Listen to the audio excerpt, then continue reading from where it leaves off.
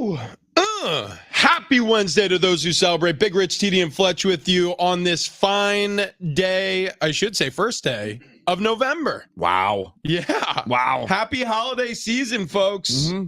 We are there. Do you have your Christmas lights up? Yeah, I got them up. You got 'em up? Like Christmas. What about you? Did you put up all of your Christmas decorations? Hell no, Is bro. Brock dressed as an elf?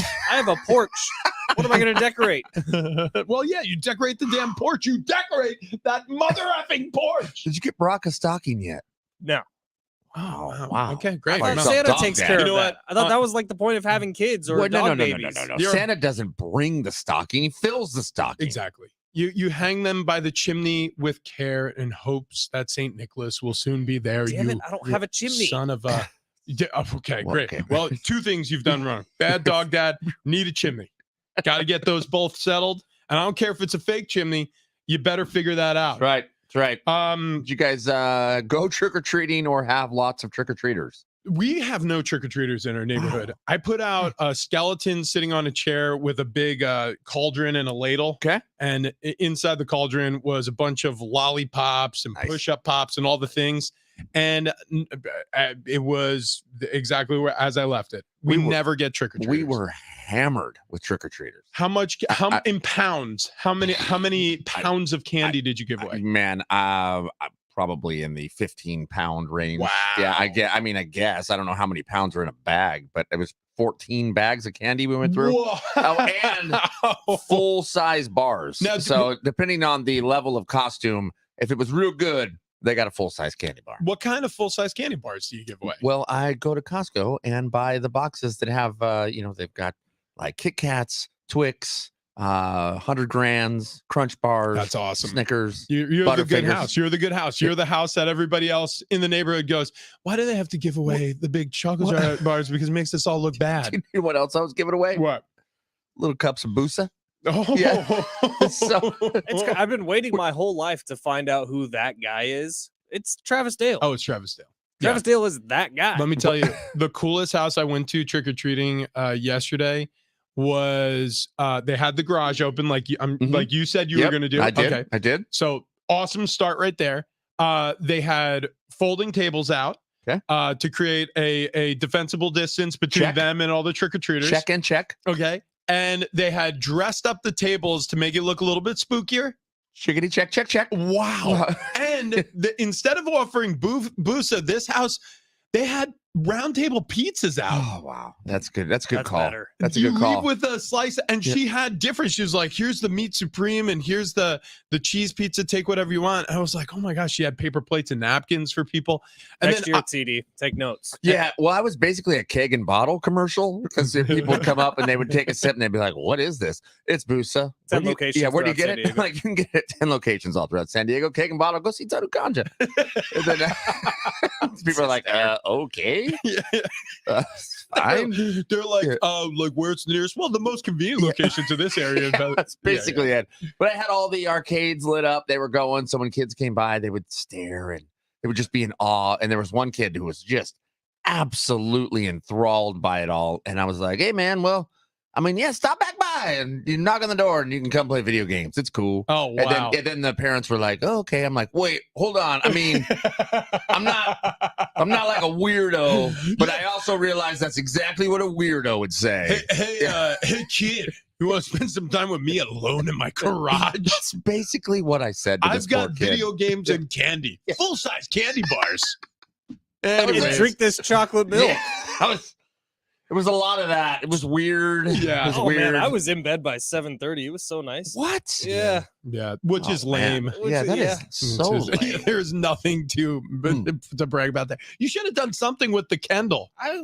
She was tired too. It was like she was dressed up all day at school, and then she gets home and she's like having to deal with my ass, and so it's bedtime at 7:30. It was Boy, great. boy. It was so nice. The Fletcher household. We Worst watched Big Halloween Brother from ever. bed. It was great. We were our grandparents. That is honestly the worst Halloween No, ever. it was so nice. You gotta guys. find the party on Halloween. Although I will say this, my feet hurt because I wore the whole cop regalia. My Right. 8-year-old Ty, he went as a cop. I went as a cop. We were partners in law enforcement. Was Bash a criminal? He was a Ninja Turtle. So technically a criminal because they are crime-fighting vigilantes that the cops aren't so sure about. How Are they come on our side? deputized? How Are come they? you didn't go as Krang's robot body? Well, so I wanted to be a family of Ninja Turtles. Right? And broke stride from that because she wanted to do a girl dress up thing with some of the other moms. Okay. Ty wanted me to be a cop. Bash, as it turns out, he thought the whole time we were still doing the Ninja Turtle thing. So he gets dressed up and was horribly disappointed that nobody was dressed like a Ninja Turtle except for him. So wait, you went with Ty? I thought Ty was on your S list and Bash is moving up the rankings. Yeah, you see, this is the reason why Ty's on the list. It's because he's the most influential child. Like I can mold Bash into what I want him to be. Ty is starting to buck trends and and deservedly fighting for his independence, and I want to quash that at every turn. No, I'm kidding. As all good dads do. Of Yeah. course, I want him to live under thumb in fear. Good. That's right. That's right. Good. That's right. Yeah. No, they had a blast. It was good Halloween. As I was going to sleep last night, I had already fallen asleep, and I woke up and I looked at my phone real quick, make sure all my alarms were set. I'm like, Josh McDaniels got fired.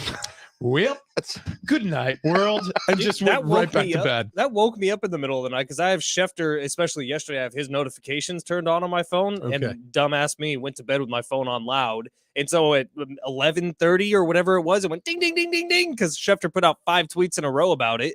And so I wake up to do that thinking I'm late for work. So I get up and I shower and I do all the things and looking at my phone. Josh McDaniels is fired. I didn't look at the time until I got in my truck and it was midnight. Is anybody shocked? No. I was shocked this morning, though, for about 0.2 of a second, because that's when I found out Josh McDaniels was fired. So as I walked in and opened things up and went, oh, wow, he's gone. Yeah. Okay. I mean, I guess I'm a little surprised at the timing, right? It's a mid-season firings. He still has 4 years left on his contract. Mark Davis isn't exactly a rich owner. He's one of the poorer owners. So the timing might be a little surprising, but not surprised at all that Josh McDaniels failed and not surprised at all that the Raiders are moving on from him. Well, that just goes to show you how bad things were, right? I mean, this is abnormal for Mark Davis to do, and it happened. Yeah, that's actually a really good point. We know certain things. There's certain known quantities. It's not like the Raiders. It's not like the Cowboys, where Jerry Jones is probably faithful and loyal to head coaches to a fault because he can afford to get rid of them sooner than he often does when things aren't working out.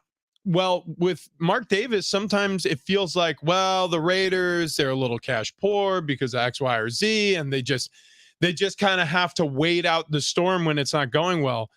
Maybe they were able to work a deal with a favorable buyout. I don't know, but maybe if it was a situation where he was under a certain threshold of winning to start his tenure as a head coach, maybe there was contract language that gave the Raiders an out. I don't know.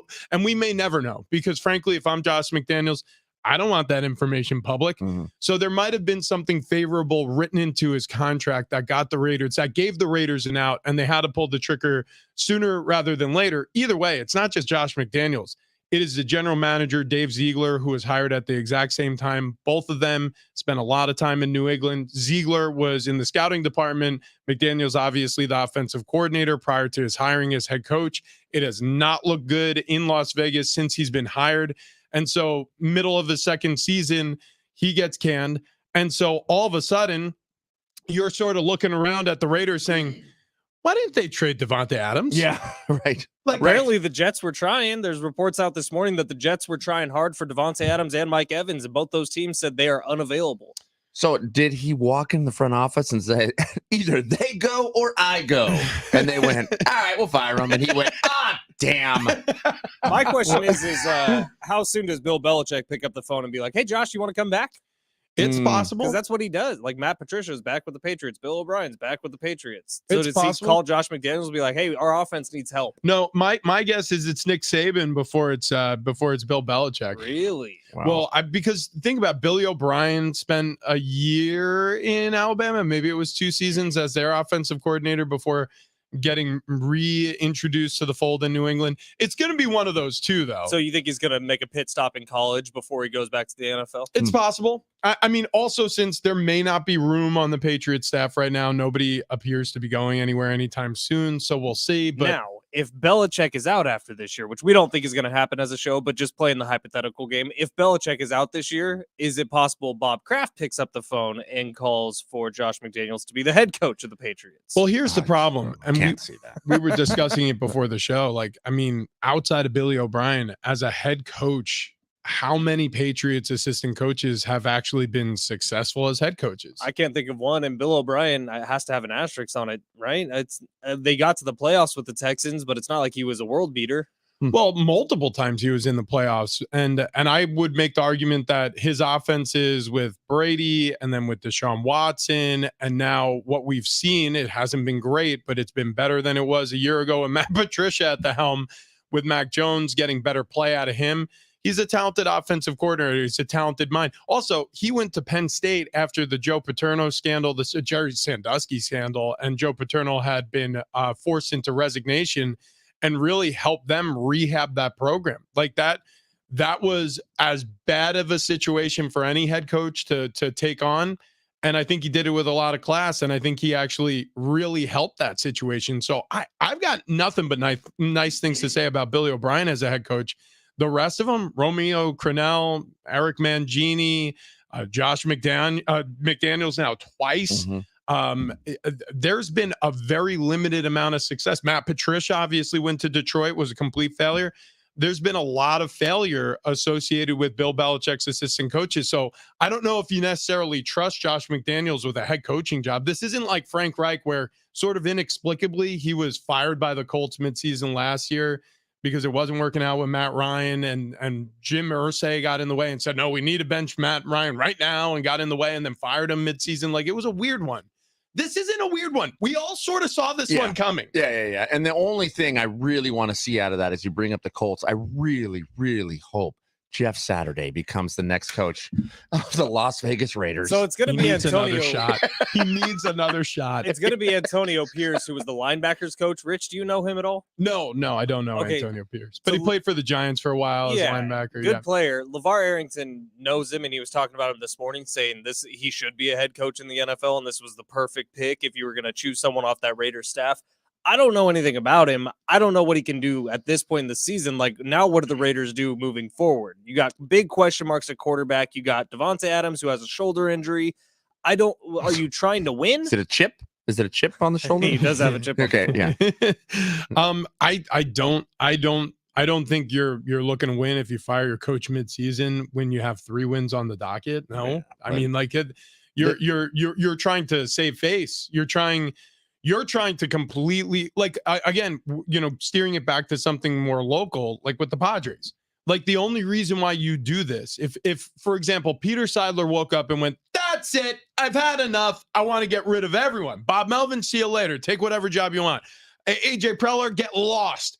You're going to have a brand new situation on the other side of that. Whether they keep some of the pieces or they get rid of all the pieces, it's going to be completely different. And so this is a wholesale cultural change in Las Vegas. And so that's what it's going to look like. All these players playing right now are either auditioning for a job to play with the Raiders into the future or for one of the other 31 teams. Jim Harbaugh, next Raiders head coach next year? It looks like Jim Harbaugh is going to, well, if you're following this Michigan story, the scandal gets so much deeper because apparently this guy Stallions may have been on the sideline during a Central Michigan State game, dressed as a Central Michigan coach. And by the way, he works for the Michigan Wolverines.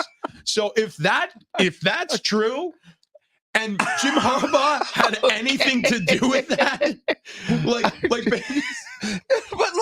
he dressed him up in like it's like sunglasses with a mustache attached to him. It's the worst disguise ever. It was rich as a cop. It passed. Yeah, they're like, oh, well, I guess he's their new coach. He's on the staff. I mean, imagine being Central Michigan, the Chippewas. You're getting ready to play, and you're being stretched out by a stranger in a mustache. Like, you're like, hey, give me your other leg. All right, we'll get this hammy. And then you're just like, wait, who are you? So talk to me about all your injuries you're dealing with right now. Just get me real detailed. And if you could talk right here, right into my chest, that would be great. So anyways, Jim Harbaugh is in it right now with the NCAA. I don't know, like we talked about yesterday, if any of those penalties will carry over into the NFL. That'll be the NFL's jurisdiction at that point, whether they're going to honor any of the discipline that is levied by the NCAA. But if there isn't discipline, or if it's like, if Jim Harbaugh's attachment to this story isn't clear and he decides to resign from his position as head coach at Michigan, I mean, it's possible that he could end up being an NFL coach next year. So if you're looking at jobs that could be open potentially next year, we'll see what happens with the Chargers and Brandon Staley. Who knows if Spanos will even fire him, even if it goes terribly. But the Bears, I think everyone's assuming that job will be open. The Saints job could potentially be open. And then this Raiders job, Ben Johnson is the name that's out there like crazy, at the offensive coordinator for the Detroit Lions. I think he's going to land somewhere. But what job would you rather have, guys? Let's just go between the two, the Bears and the Raiders. Okay, well, the Bears job not open yet. Matt Eberflus has not been fired, but the probably will. But yeah, it seems like it's heading in that direction, especially after remaining a 2-win team after this Sunday nighter against the Chargers. But yeah, okay, most likely Chicago is going to be looking for a coach. Las Vegas. Oh boy, I got to tell you, you always want to go to the place that has the better quarterback situation, in my opinion. Yep. And honestly, to me, that's going to be whoever is going to have a higher draft pick. So that's true. At the end of the season, because I don't trust Jimmy Garoppolo, and I sure as heck don't trust Justin Fields. So I'm going to the place. I want to be hired by the place who has the highest potential draft pick. It does kind of feel like Chicago has less to fix in some weird way. I don't know why exactly. I mean, if you start dissecting both these teams, you're going, oh, God. I mean, every layer you pull back, there's another problem underneath. But I just don't know why. It seems like less turmoil in Chicago. Yeah. I think that's where I would go. But I would say Chicago, just because the Raiders promised Josh McDaniels 6 years and they let him go after 2 or after 1.5. Well, when you suck, you suck. Yeah, like I said, it could have been a buyout language thing. And also, I'll say this, the reason why Chicago for me is more, again, going back to the draft, if we're completely rebuilding, you have that extra pick from Carolina who wanted to move up and get Bryce Young. So I've never seen the NFL with so many teams that were vying for last place. This is strange. Yeah, Josh Dobbs. Like they were like, so in Arizona, and we'll get to the trade deadline in the 7:00 hour more. We're also going to be joined by Jonas Knox, Fox Sports Radio. You just heard him on Two Pros and a Cup of Joe this morning before our show. We've got so much to get to. There's so much left on the vine here. But Arizona was just like, hey, Josh Dobbs has been pretty good for us. Let's get rid of him. Like, you know what I mean?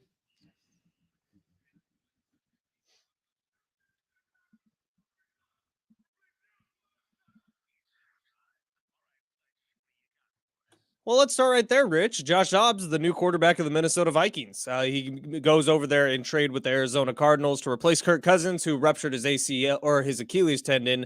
Chase Young goes to the 49ers. Stoked about that one. Montez Sweat to the Bears as the Commanders just go nuts and get rid of their 2 brightest young stars on the entire team. Over in the World Series, Rangers win last night. That makes it a 3-1 series lead. They can clinch tonight in Arizona. First pitch, 5:03. Get this, guys. Rangers have now won 10 straight road games. That's the longest streak in MLB postseason history. It's also the longest road winning streak for the Rangers in franchise history. So the first time the Rangers franchise has ever won 10 straight road games comes on this World Series run. They can clinch it out tonight if they were to win. And also, Corey Seager recorded his 19th career postseason home run last night. Only Derek Jeter has more among shortstops all time, and Jeter has 20. Wow. So if Seager hits 2 bombs tonight, he becomes the leader of all time. Also, a game I didn't watch a second Me of. neither. But now, again, like I was saying yesterday, when it's a game that could actually mean something, tonight's game, probably tune in for. Yeah. Big Rich, you and John got the Brady Hoke Coaches Show tonight, 6:00. Yep. Make sure you tune in here or on the free iHeartRadio app. So as we're talking about head coach vacancies, you mentioned Matt Eberflus on the hot seat in Chicago. Well, Chargers head coach Brandon Staley should be a name that we discuss as well.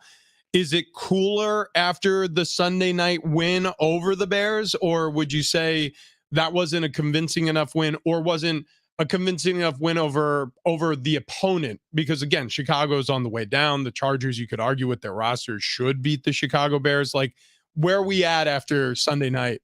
I think every win makes the seat cooler, no matter where you're at. But I mean that the first half of that game, the Chargers won.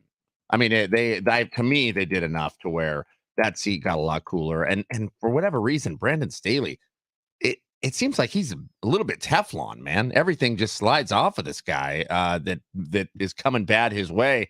I do not think he's a great coach. I think the Chargers would be a much better team without him. But for some reason, I think he's still locked in. He's dialed for the season. Yeah, I'll say this. There's a lot of positive takeaways when you look at what they were able to do and reestablish, like Eckler, still an elite pass catcher.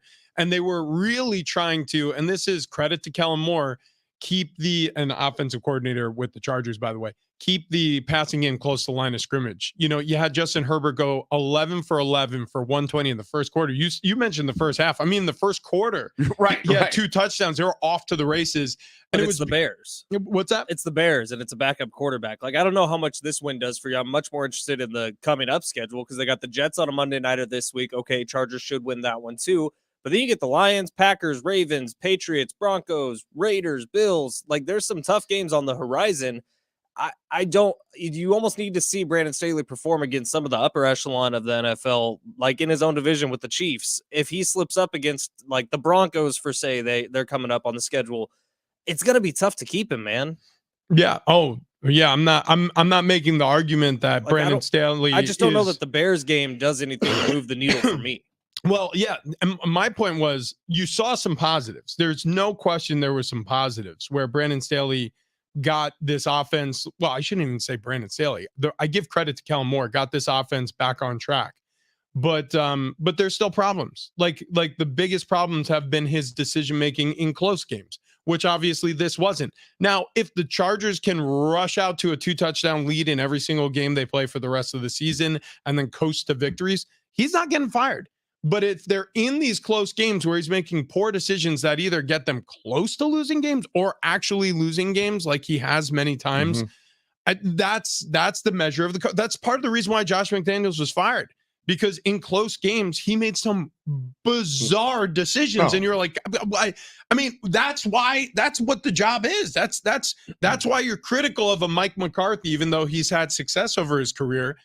Down to the nitty gritty, when it comes down to a 3-score game or a 3-point game or a 7-point game, he's made some poor decisions or bad clock management. But what's your gut tell you? Does your gut say that Brandon Staley's going anywhere?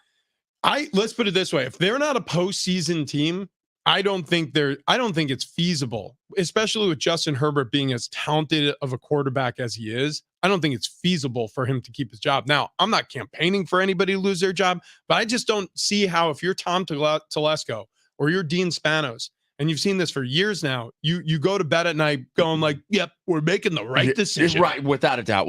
And I don't see him going anywhere mid-season or during the season, but after the season, you're right. I mean, unless the Chargers make some waves, he's got to be gone. Yeah.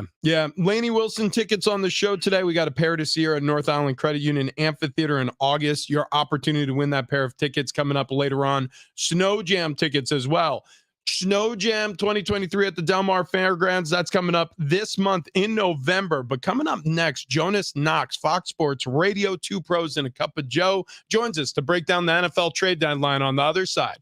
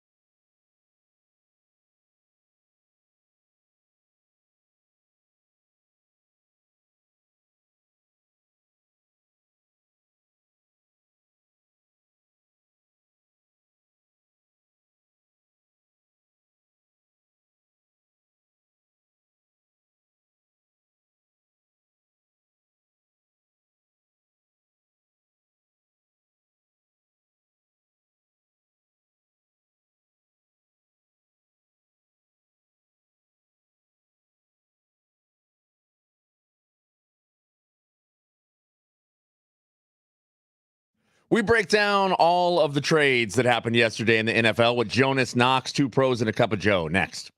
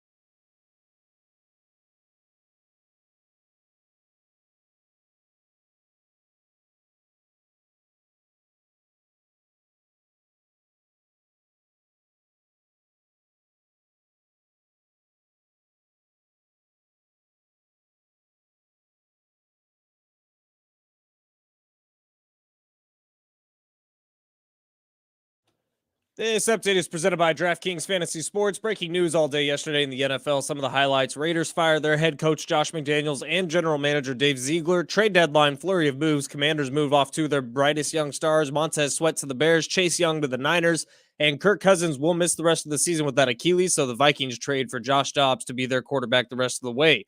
World Series, Rangers win Game 4. They take a 3-1 series lead over the D-backs. Rangers can clinch it tonight in Arizona, 5:03 first pitch. And the Brady Hoke Coaches Show will be right here on San Diego Sports 760 starting at 6 o'clock tonight. Check out what DraftKings has to offer this season with code SPORTS, because life's more fun when you're in on the action. DraftKings, the crown is yours. Gambling problem? Call 1-800-GAMBLER. Age and eligibility restrictions apply. Void where prohibited. See DraftKings.com for details.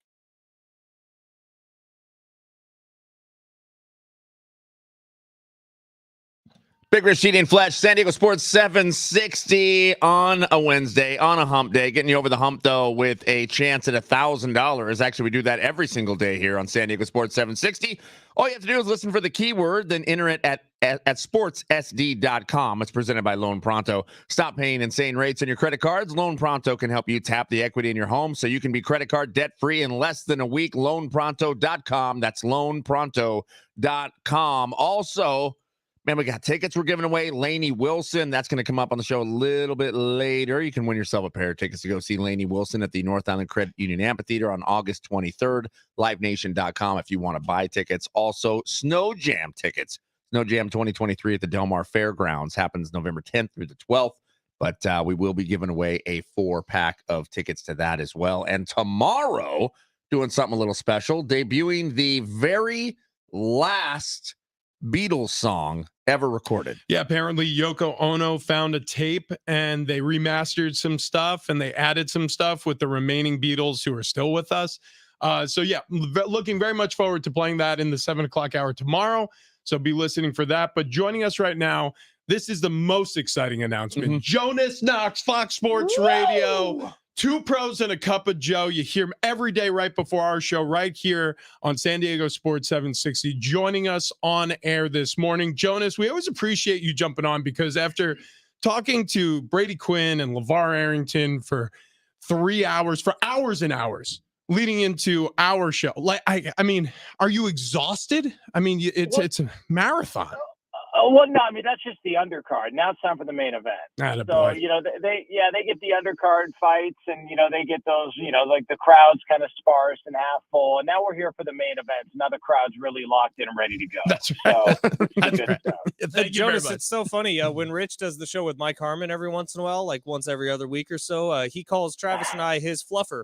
Yeah. Well, Oh. No, well, listen, I you know what? But you guys are great at that. And I will say this: I'm standing at attention come the evening hours. How about that? You're just Well, ready. I mean, that does make me feel better. I mean, like you're welcome. You're welcome. You're welcome. Listen, we had breaking news overnight. In fact, as you were probably waking up for your show, the Raiders were just getting off the phone with Josh McDaniels. Hey, beat it. So Josh McDaniels, head coach of the Raiders, he's out. General manager Dave Ziegler, he's out. They've hired interims. Your reaction to this news? Well, so it's surprising just from the sense of, so they brought in Josh McDaniels, they gave him this long-term deal. It felt like those guys had autonomy to be able to build the roster and do what they were going to do. Like, look, say what you want about Derek Carr. He's better than Jimmy Garoppolo. I mean, if we're going to be honest here, I thought that was a little bit of a downgrade. They brought in Chandler Jones. Like, they went out and they got aggressive to try and make moves here. And then Josh McDaniels on Monday Night Football, after the game is over, when you can clearly see the defense is keeping them in that game early on, they're holding up. And finally, it eventually just broke down for them because I think they were exhausted. But offensively, they were awful. And you hear Josh McDaniels afterwards being like, yeah, I mean, I don't know. I mean, everything's, should be called into question at this point. I mean, like he had no answers. And I just wonder if Mark Davis was like, so I'm giving you guys the power here to make moves like moving on from Derek Carr, bringing in Chandler Jones. You guys, I'm trusting you that you're going to be able to get this offense right. And yet here we are on national TV. We're a laughing stock. Like, to me, I look at it and I go, maybe I shouldn't be surprised. Like, maybe Mark Davis was like, man, I'll pay you the rest of these 4 years. I just thought he'd at least get through the end of the season. But this is the second time Josh McDaniels has been canned partway through year 2. And we were talking about it on the show, and Rich, you would know this. Once you get 2 shots of this thing, if you can't finish the second season in either stop as a head coach, that's it for Josh McDaniels and those opportunities. And I just wonder if he ends up back in New England like a lot of the former exes have done. Yeah. Well, I think it's possible. We were talking about that very probable outcome. But yeah, you're right. I mean, if you go through the McDaniels resume, TD, 5 blown double-digit leads, failed to score 20 points in 9 of his past 10 games. He lost to a high school coach, Jeff Saturday, on his first ever NFL game. So it hasn't been all that good. Yeah, I mean, there's things when you apply for a new job and you're like, you know what? I'm just not going to put that on my resume. Right. He probably just wants to leave the head coaching stuff off. And it's like there was I think it was Cole Kmet, the Bears tight end, was on a podcast recently, and he said that the Bears were shocked at the Raiders that they got in person as opposed to the ones that they watched on film. That they showed up and it was like they just looked totally jet lagged, like they had no interest in being there, and then it shows. Like, I mean, that's a Division II quarterback making his first ever NFL start, and that's also on the resume for Josh McDaniels. Like, It just the whole thing it was just bizarre to watch. And now the Raiders are going to be looking for another head coach, and now you look back and go, man, maybe they shouldn't have gotten rid of Rich Bisaccia, because like he took over that Gruden disaster, got into the playoffs, and they got rid of him. And there was a lot of people there in Las Vegas that were upset about that because they loved Rich Bisaccia. Yeah, no doubt. The Raiders do look just absolutely awful, though. But trade deadline happens yesterday. We were waiting on some huge blockbuster trade. I don't know if anything blew my mind, but there were a couple decent ones. Chase Young to the 49ers. How much better are they with him? I mean, you could throw him on the other side of Nick Bosa. It just isn't it funny how it always seems like it's the usual suspects making moves. It's always either the Eagles, the Niners, or like the Dolphins. Like every time there's a big time name that's out there, it's always one of those teams that seemingly make the move. And look, if he's healthy, you saw how dominant he can be, but he hasn't been quite right since the knee injury. Now there's a report from Michael Silver of the San Francisco Chronicle that says that part of the thinking with them moving on from Chase Young in Washington is that he would go off script from time to time and try and make splash plays, that, he wasn't the most cooperative guy when it came to dealing with the coaching staff. So you would assume that would get sorted out. Now maybe he's put on notice. He's in a contract year. But I can't help but think that this, is only going to bolster that Niners defense. And it's like what Philadelphia does. It's like, oh, DeAndre Swift's on the market. Of course, Philadelphia would make the move for him. Of course, AJ Brown's out there. Of course, Philly would make the move for him. Like, you just see constantly they're making additions, adding pieces, and the Niners are that team. And it just feels like those guys are pulling themselves farther and farther away from the rest of the pack in the NFC. Jonas, Josh Dobbs to the Minnesota Vikings. Does that do anything for you? I mean, it doesn't really seem comparable to a Kirk Cousins, but Dobbs has been exciting this year. It's odd. First of all, if Netflix was looking for a quarterback to follow for this series, they can't get anybody to do the show with. I mean, can I put in Josh Dobbs as a possibility? 2 weeks before the season, he's in Cleveland as a backup to Deshaun Watson. Then he gets traded to Arizona, starts for the Cardinals, and all things considered, was a pretty good quarterback there for the Arizona Cardinals. I mean, he at least kept them in games. They won a game they probably shouldn't have won, but he at least was somebody that could stabilize them. But he was there for 2 weeks, and now he finds himself in Minnesota with an opportunity at a playoff run with Justin Jefferson coming back, Jordan Addison, who's been a really good find, Hawkinson's a really good player. Like, this could turn into one of those. And if you remember, in 2017, when they had the Minneapolis Miracle, they started off the year, it was supposed to be Teddy Bridgewater. Then he got hurt. They brought in Sam Bradford.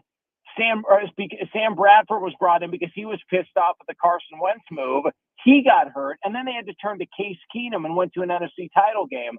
I'm not saying it's going to happen again, but it does feel like the Minnesota Vikings have a knack for this, and I'm happy for Josh Dobbs. All things that you've heard about him, great dude, and getting another opportunity with a playoff contending team. Jonas, you're simply the best. We appreciate it every single time you come on the show. You can listen to Jonas over the weekend with Fox Sports Radio, of course, weekdays before this show right here on San Diego Sports 760. Two pros and a cup of Joe. You're awesome. Thanks for jumping on. You guys are awesome, and it does feel a little bit more well-behaved when there's not a bar card Friday going on. Yeah, well, Really, it's fun. Yeah, that's a good point. We'll call you back on Friday morning, Jonas. All right, sounds good. That works. You got it, brother. We should cold call Jonas Knox on Friday morning. Every Friday. Well, we know where he is on Friday mornings at 6:30. He's in his car driving home. Every Friday, we're calling Jonas Knox. Just cold call. Cracking beers and just be like, what are you doing? What are you doing? You up? You up, bro? Okay, well, the NFL trade deadline was coming to a halt, and we're getting news trickling in last night, and the NFL was making news overnight with the Josh McDaniels firing and Halloween and trick-or-treating and all those things. There was also a World Series baseball game. Yeah, Game 4 of the World Series goes to the Rangers. We'll discuss next.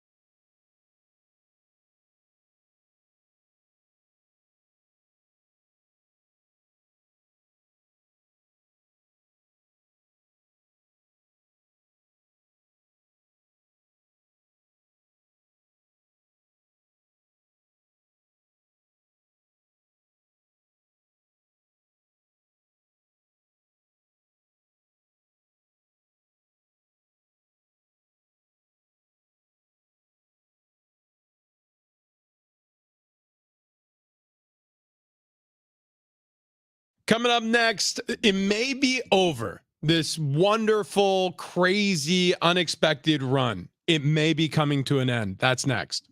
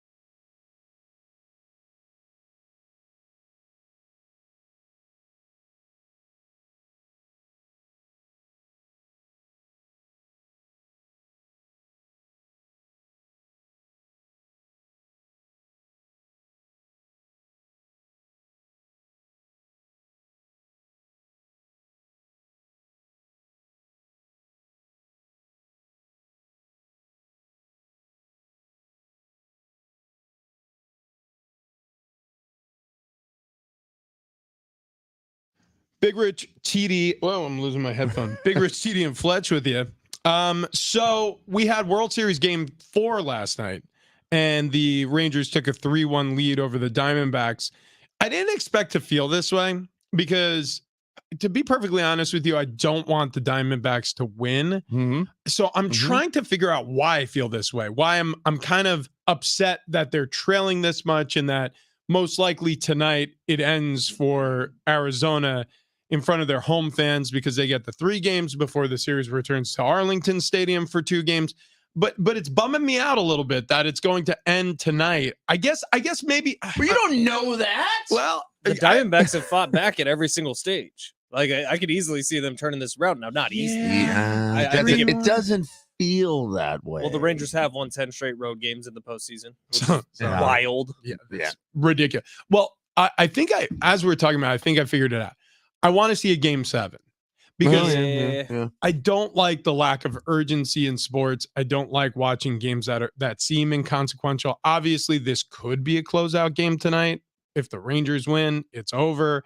But I don't like the maybe in it. Like, I like the Super Bowl because ultimately whoever wins or loses, they're either going to go home with the grand prize or go home runners up. I don't. I know what you're saying about you don't want to root for the Diamondbacks. You don't want to see them win. They're in our division. It's supposed to be the Padres. All the things. However, I'm rooting for them. I want to see it, and I think part of it is just the underdog story. I mean, they're not supposed to be here. They were supposed to be terrible, and here's this team that's just, just a lean, mean winning machine out there, just making it happen. And Harry. Yeah, and it's kind of cool to see. I mean, just because I would like to see it here.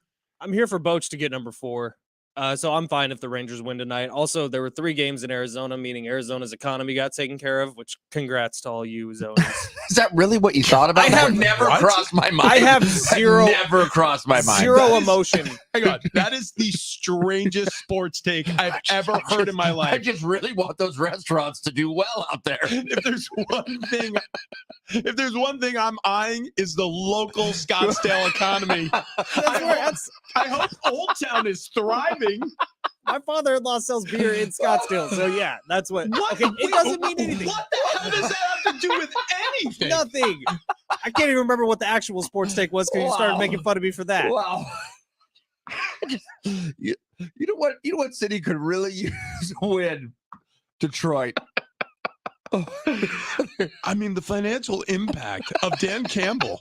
Could we talk about the local municipalities that have really benefited from Dan Campbell's culture building? I mean, I'm sure there's a lot of them that have done better. The street cart vendors on the way out of the game have been very appreciative that there's been games there.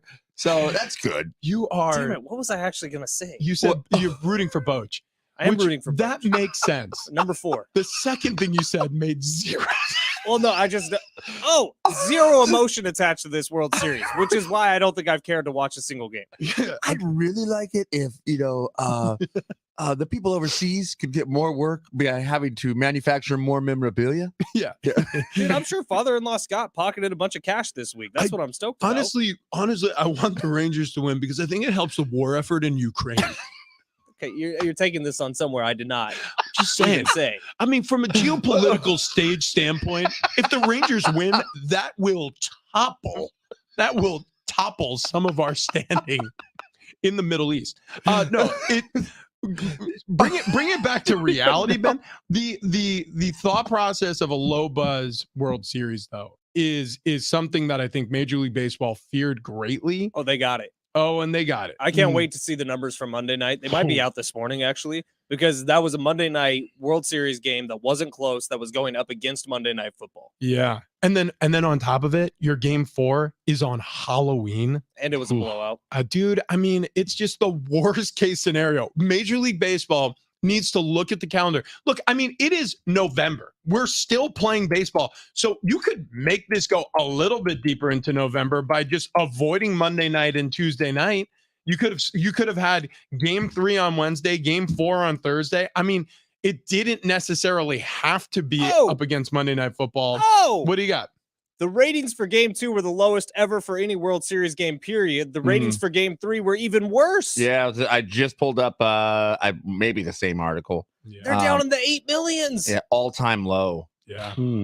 Well, see, this is the salient point. This is the reason why baseball struggles is because their postseason, so you go through this slog of regular season, 162 games, and then if your market isn't involved in the postseason, you're done. You're done. In football, people, your fantasy football team's important to you through the regular season, even if you're not involved on either side of a Jacksonville Atlanta Falcons Monday nighter. You may have 3 players on your fantasy roster from those 2 teams. You may have Trevor Lawrence starting for you in that game. You may also have Bijan Robinson. So you're like, oh, gotta watch this one. This is important to me.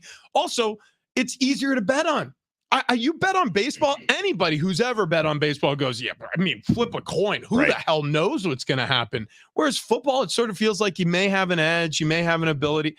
It's just, boy, oh boy, baseball is struggling right now. See that somebody bet $10,000 on October 1st that the Diamondbacks would win the World Series. If that bet paid out, if they did win, he won $1 million. Wow.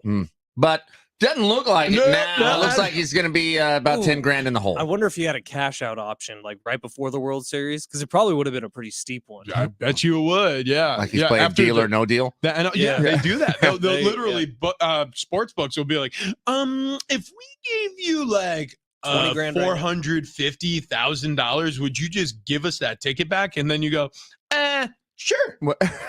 Or nah.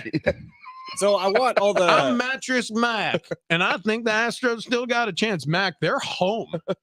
Some of them are in Cancun. All you moms and dads out there, I want you to take a deep, hard look in the mirror this morning, because after you told your kids last night that they could have to stop after 2 Reese's, and then once they went to bed, you ate the rest of the Reese's. How the hell did you know that? Yeah, I know you.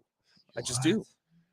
It's like you were in my What? room. I want you to think about the fact that Thanksgiving is coming up and Christmas is coming up. By after the way, that. I was staring in the mirror while I was doing it. I was opening up peanut butter cups and looking at myself going, you deserve this. And were you smearing it all over your face? You brought this on yourself. Well, Rich, we're going to need you to call Chloe again. 858-665-3211. If you're ready to lose some weight for the holidays, get on over to sdfatloss.com, especially after that guilt-ridden night of Halloween where you stuffed yourself with candy. You shut your mouth. Oh, God. If you need to make a life change, do it now. The three of us did it, and I got to tell you, I think we're closing in. We're over 100 pounds lost as a trio together. So yeah, 110. But yeah, get on over to sdfatloss.com. Call 858-665-3211. Talk to Chloe. Talk to Wayne. Get your free consultation to find out the secret of losing up to 1 pound of fat every single day. I'll be honest, for me, it's been more than 1 pound of fat every single day throughout this whole thing. No exercise, no counting points, no counting calories, no prepackaged meals, no hormones, no drugs, no injections, no nothing. Just good old-fashioned healthy eating and dieting. Chloe and Wayne will talk you through the whole thing. They're at sdfatloss.com. Give them a call today for your free consultation. 858-665-3211. Boys, I'm in the 220s, and I feel light. I feel Wow. spry. Actually, I saw you walk up or get up and walk out Yeah, to the you printer or something. And I was like, damn. Are you looking at my butt? Yeah, I was, but it's skinny all over, man. Yeah, the when it happened to me looking at Fletch was we filmed a favorite Halloween candy video up on TikTok and Instagram, Big Rich TD and Fletch. And when it was Ben's turn to catch the candy we were throwing into the camera frame, I was like, Jesus, it looks like we brought our kid to work. Like Ben's lost so much weight that he actually looks like, all right, fine, kid brother, you could be in on this video. Like it's I think I'm ridiculous. offended. Well, why? You know what? I'm a man. I was very impressed by your You're- lightning fast reflexes. Dude, Yeah. you're not like you are a man, but you look like a hairy child. I've always told you that. A hairy, bald child. God, my confidence is through the roof this morning. Kendall's so lucky.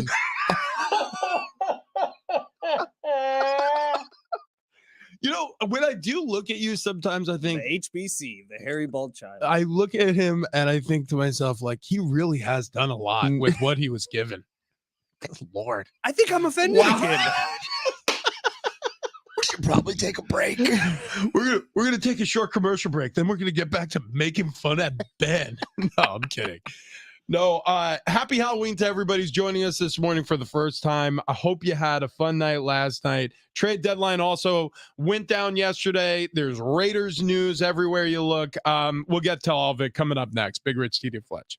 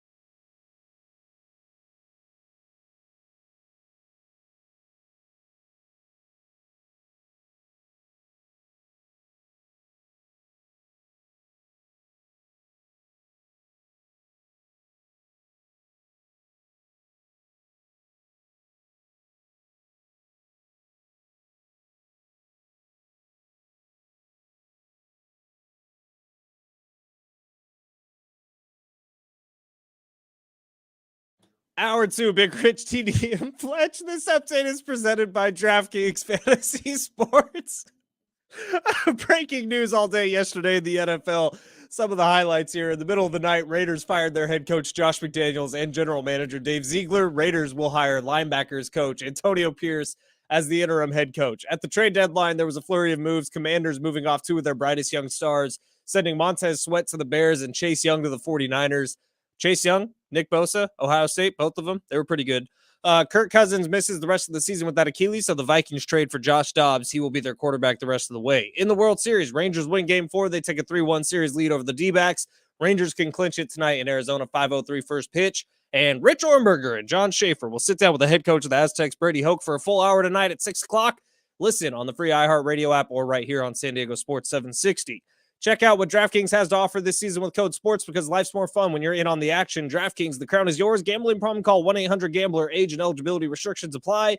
Void where prohibited. See DraftKings.com for details.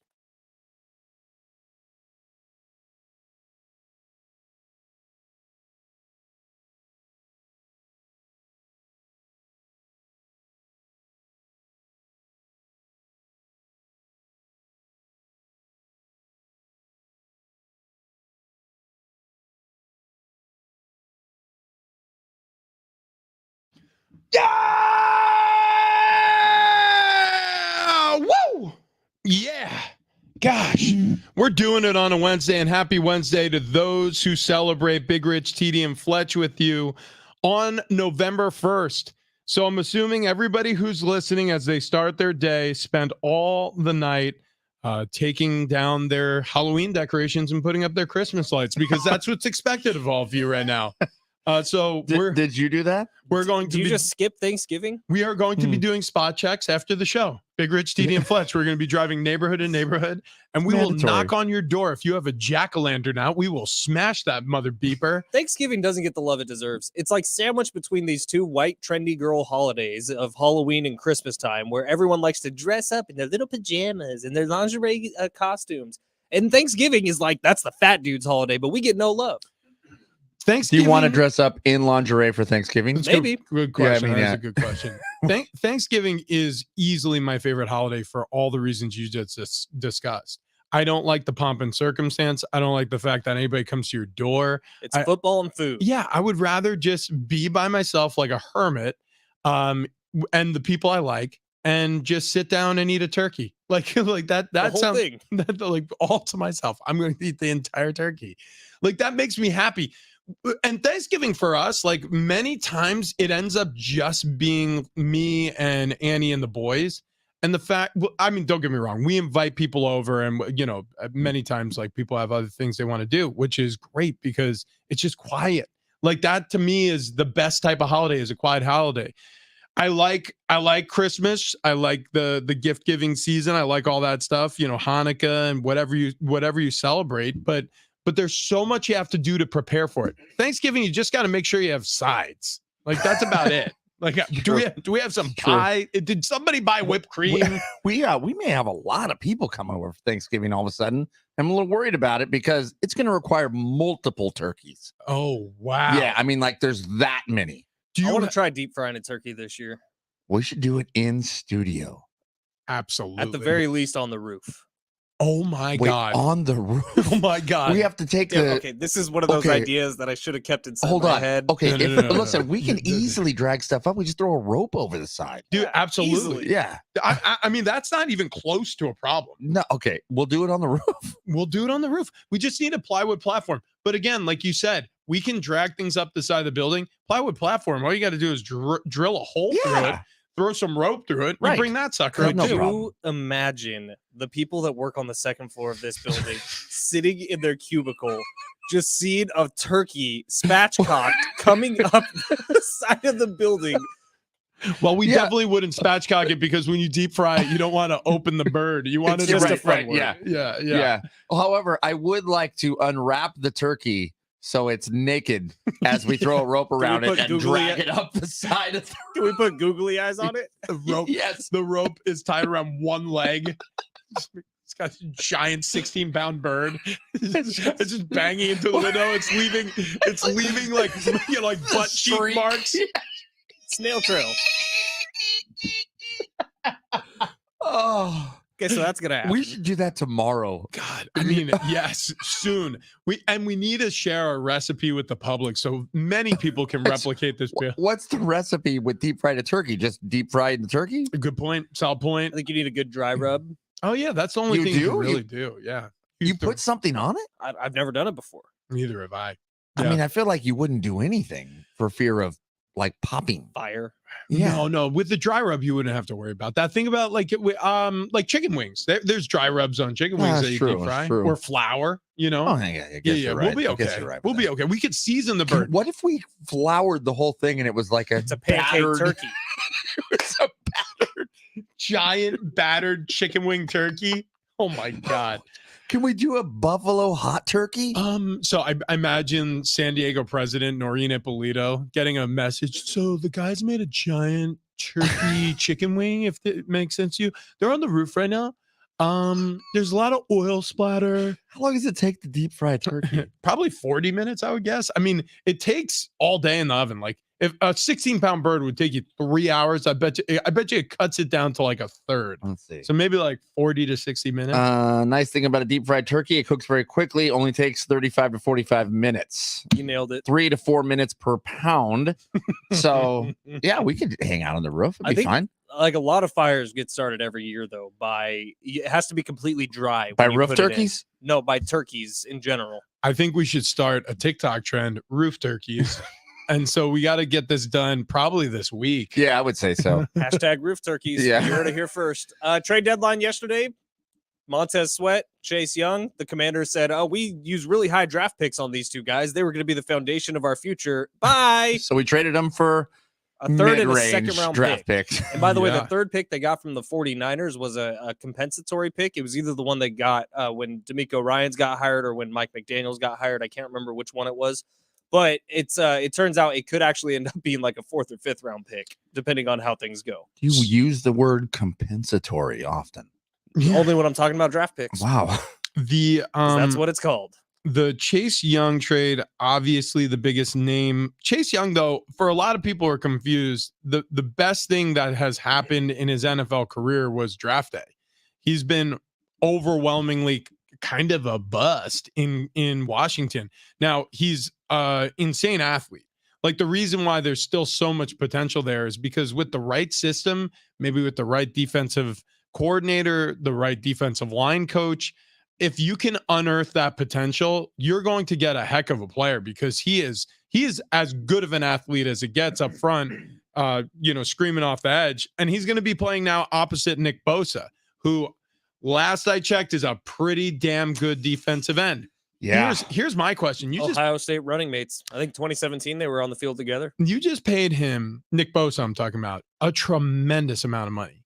And he hasn't been bad, but underwhelming compared to the rest of his career. So he said publicly, yeah, I guess if I was with the team, I would have probably prepared better for this season. So it hasn't been, I'm paraphrasing from him. So it hasn't been perfect. Do you think part of the reason why the Niners made this trade is because Nick Bosa hasn't looked like Nick Bosa yet? I think part of the reason the Niners made this trade is because the defense has struggled this year and they need to bolster it. I was listening, I think it was Greg Cosell yesterday, talking about strength on strength and what NFL teams sometimes do with the trade deadline. It's not necessarily adding to where you're weakest, even though that would be the conventional wisdom to do. Sometimes you got to add strength to your strength. So the 49ers defensive line has Eric Armstead and Nick Bosa already on it, but they still haven't been able to get to the quarterback with just rushing 4 like we talked about yesterday, Rich. So maybe adding a Chase Young, even if it's just the name, even if it's just the threat of the athlete that he is, that forces offensive lines to now have to think about multiple things. So what does a better front 7 do? Well, it makes your back four a little better, right? So a better front of your defensive side will make the cornerbacks like Lenore, who's had tons of struggles this year, will make it so he doesn't have to cover for quite as long. So I think the Niners, this was less about Nick Bosa, who's been double and triple teamed on pretty much every single play this year, and more about just adding to a position group that's already strong to make position groups that are a little bit weaker have to do a little bit less. Yeah, I mean, I think you're right. I don't think it matters anywhere. If you were trying to make your team better and you upgrade something somewhere, your team just gets better. So I seriously doubt that the 49ers were not trying to get a wide receiver, someone to help out Brock Purdy there, especially with Debo being hurt. We don't know how long that injury is going to last. So if that doesn't work out and their next plan is, hey, we're going to bolster the defense, then cool. I mean, I don't see the downside in this at all. A 3rd round pick, to me, I feel like they got a bit of a steal. The next trade that I think raised the most eyebrows, Montez Sweat going to Chicago wasn't as big of a deal because Chicago 2-win team right now. It doesn't look like they're going very far. It's kind of an odd trade then, like when you think about it, but maybe they look at Montez Sweat as somebody who can help them build into the future. But the Cardinals moving off of Josh Dobbs, sending him to Minnesota. Obviously, Kirk Cousins done for the season, torn Achilles. He is going to be the replacement there. Now, we were just talking about it with Jonas Knox earlier in the show. He mentioned the fact that the season where the Minnesota Vikings went to the postseason with Case Keenum, and you had the Minnesota Miracle. Like Teddy Bridgewater was your starting quarterback that year. It wasn't. Like Teddy Bridgewater is and Kirk Cousins, they're kind of comps of each other, and the fact that they were still able to make a playoff appearance with a backup quarterback, it sort of lends some belief that maybe lightning can strike twice in Minnesota. Kevin O'Connell, pretty good head coach in his rookie season last year, especially in close games. We'll see what happens on the other side. But well, you nailed it though, Rich. I mean, they were not sellers. No, I didn't get that feeling. Breaking news. Well, Rich, this goes to your former employer, actually, the Arizona Cardinals. ESPN has released a massive expose with our buddy Josh Weinfuss and Tisha Thompson doing the interviews. And I'll just read straight off the tweet. ESPN has interviewed more than 36 current and former Cardinals employees, many of whom described the workplace they found abusive and intimidating, in part due to a fear of the owner's unpredictable tirades. My latest investigation, multiple women interviewed by ESPN said that Bidwell presided over discriminatory treatment of female business staff through workplace practices designed to keep them separate from men on the football side. So check this out. This is the beginning lines of the article. The Arizona Cardinals were riding a 3-game winning streak halfway through the 2019 season when owner Michael Bidwell called a mandatory all-staff meeting to address the drunken drive-in arrest of his right-hand man, Executive Vice President and Chief Operating Officer Ron Miniger. It was the second such arrest as a top team official in a year. Bidwell was irate. During a Mothers Against Drunk Driving training, Bidwell unleashed a profanity-laced tirade at Miniger in front of everybody in the Tempe facility, along with workers who watched the video feed at State Farm Stadium. People who were there then told ESPN later. Bidwell emphasized his displeasure having to deal with another DUI so soon after the 2018 DUI arrest of General Manager Steve Keim. The overall message was like, I can't believe I have to effing do this again. This embarrassed me. Don't drink and drive, one former employee said. It was so uncomfortable, another witness said. It felt like he was putting Ron up there on a stake in front of everybody. The 19-year Cardinals executive, red-faced and embarrassed, apologized to the team and asked for forgiveness. I did something really stupid. My face was beet red because I was an a-hole. I got into a car. I drove intoxicated. That part of it was justifiable, Miniger told ESPN in October, but it did go over the top. So, I mean, it starts there, and I guess it goes into other workplace misconduct that Michael Bidwell was in charge of, as he is the chief, or I should say he is the chair of the board of the Arizona Cardinals. Yeah, I'll do some reading on this and see what the biggest storylines out of it are, but it doesn't look good for the Arizona Cardinals, who, if you remember a couple years ago, there was the players poll of the worst places to play in the NFL, and the Arizona Cardinals ranked number 1 because of facilities. So this is another thing against Bidwell, and this one sounds quite a bit more serious. I'll see what the actual accusations are. The biggest one so far is he's a yeller and he's miserable to everybody. That's the Miniger guy who left the team in January of 2020. This said discriminatory toward women. Bidwell, let's see. While one woman told ESPN she felt protected by Bidwell when she raised concerns about sexual harassment by an outside client, other interviewed by ESPN, nearly all on the condition of anonymity and fear of retaliation, said that Bidwell presided over discriminatory treatment of female business staff throughout the workplace practices designed to keep them separate from the men on the football side. According to interviews, women in the Cardinals Tempe office have been told to use different stairwells than the men to avoid interacting with players, and they were kept from using common areas shared with the football staff. At one point, the team installed cubicle extensions to discourage such contact, those interviews said. It was always our fault, a female employee said. Like it was our fault if men were talking to us for whatever reason. So he was trying to keep it separate, and that discrimination that women felt in there was because he was so, I guess, paranoid that the organization could get caught up in a sexual misconduct situation that he was going far too over the top. Man, I don't understand how some of these gigantic organizations like the Arizona Cardinals, which are a part of one of the biggest organizations on planet Earth, don't expect to have eyeballs all over them. And I mean, this is just idiotic to me. I mean, you would have to know that, okay, we can't go that far with this because now that's a problem. What's shocking though is, and I'll tell you this from my time in the NFL, my time in college football, this is not uncommon. The idea that, look, we're going to really try to limit the engagement between female staff and players, especially like cheerleaders and players. I've heard that before. Look, I get where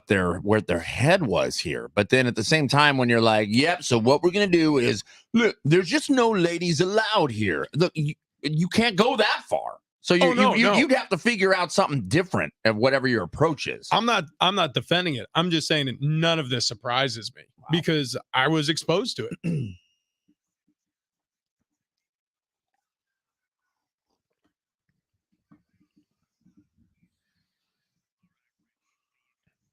All right, the Las Vegas Raiders fired head coach Josh McDaniels, also general manager Dave Ziegler. Mark Davis put out a very expected quote, basically wanted to thank them for their hard work, wish them the best. The Raiders have now named linebackers coach Antonio Pierce as their interim head coach, also assistant general manager Champ Kelly as their interim general manager. Okay, staying in football, Colorado head coach Deion Sanders, Coach Prime, this was on Tuesday. So yesterday, he called on to the NCAA and the Rose Bowl to reimburse his players who were robbed of jewelry and cash and other items from their locker room. This was during last week's 28-16 loss at UCLA. The Bruins officials, they've confirmed Monday that the athletic department filed a police report with Pasadena PD regarding the items that were reportedly stolen from the Buffalo's locker room. And game 3 last night saw the Rangers beat the Arizona Diamondbacks 11-7. So it is now a 3-1 lead for the Rangers. And they could put it away tonight because they get back out there at Chase Field tonight, 5 p.m. first pitch. So as often happens with this show, we talk about the serious sports things and the text line blows up on the fun things, right? So 619, my husband does a deep fried turkey for Thanksgiving every single year. You don't need to use a dry rub or any seasoning. You do need to use peanut oil. Rich was right, maybe 45 minutes. Best, juiciest, tastiest turkey you'll ever eat. Wow. 913. Okay. The 913, we didn't think about this either. He said you can pull the turkey out a little earlier and then char the exterior with the flamethrower.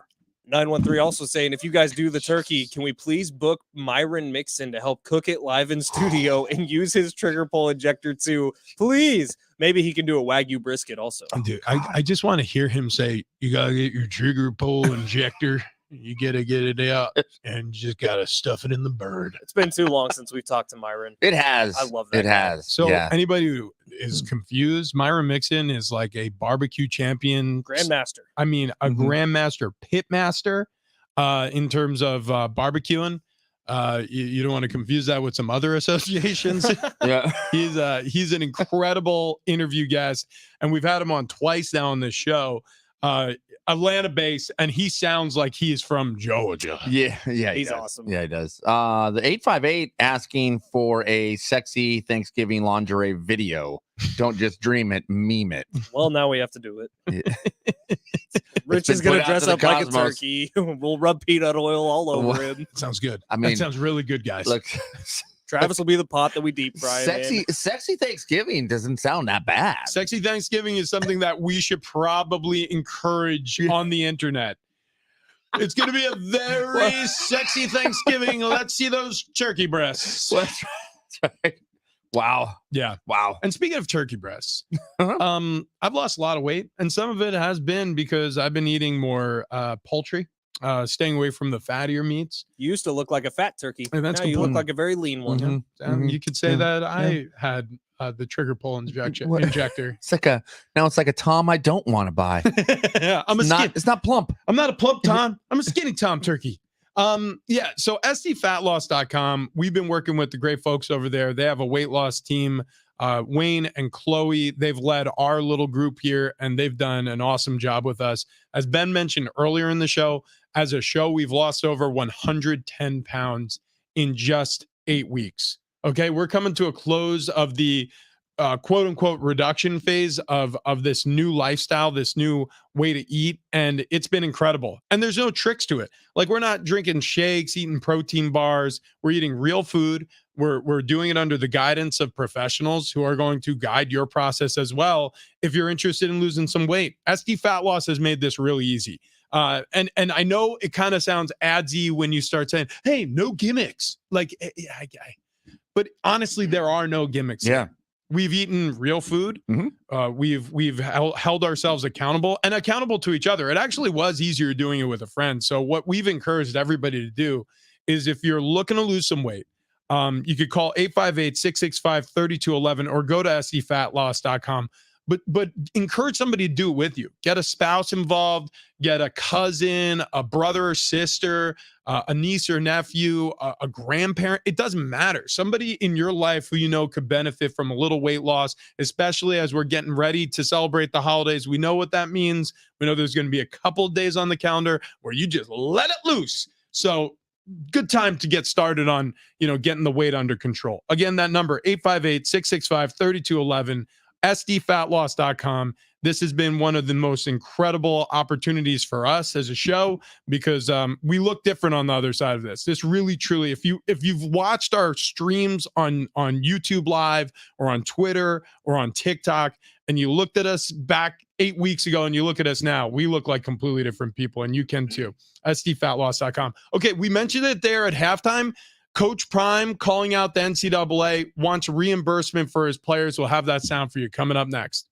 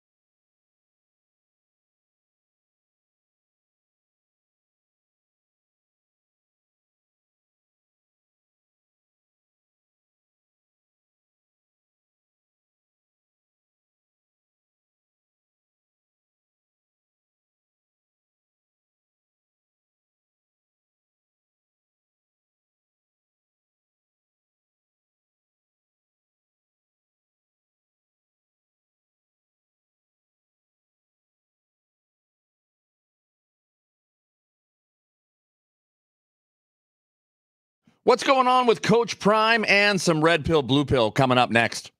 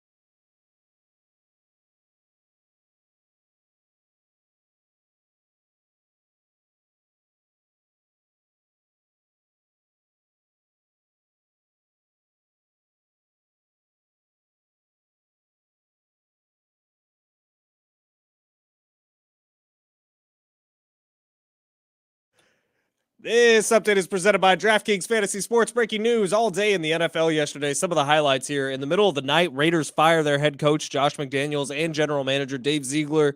The Raiders now hire linebackers coach Antonio Pierce to be the interim head coach. At the trade deadline, flurry of moves there at the very end. Commanders move off two of their brightest young stars, sending Montez Sweat to the Bears, Chase Young to the 49ers, and Kirk Cousins is going to be out the rest of the year. So the Vikings trade for Josh Dobbs.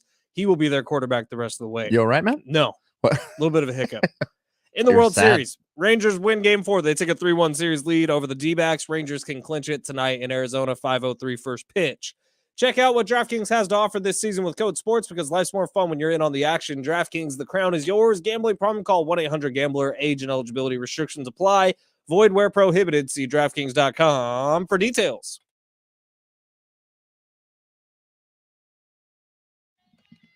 San Diego Sports 760. It's Big Rich, Sheedy, and Fletch. And coming up in the next 6 minutes, you're going to want to be listening because we have a 4-pack of tickets to Snow Jam 2023 at the Del Mar Fairgrounds. It's happening November 10th through the 12th.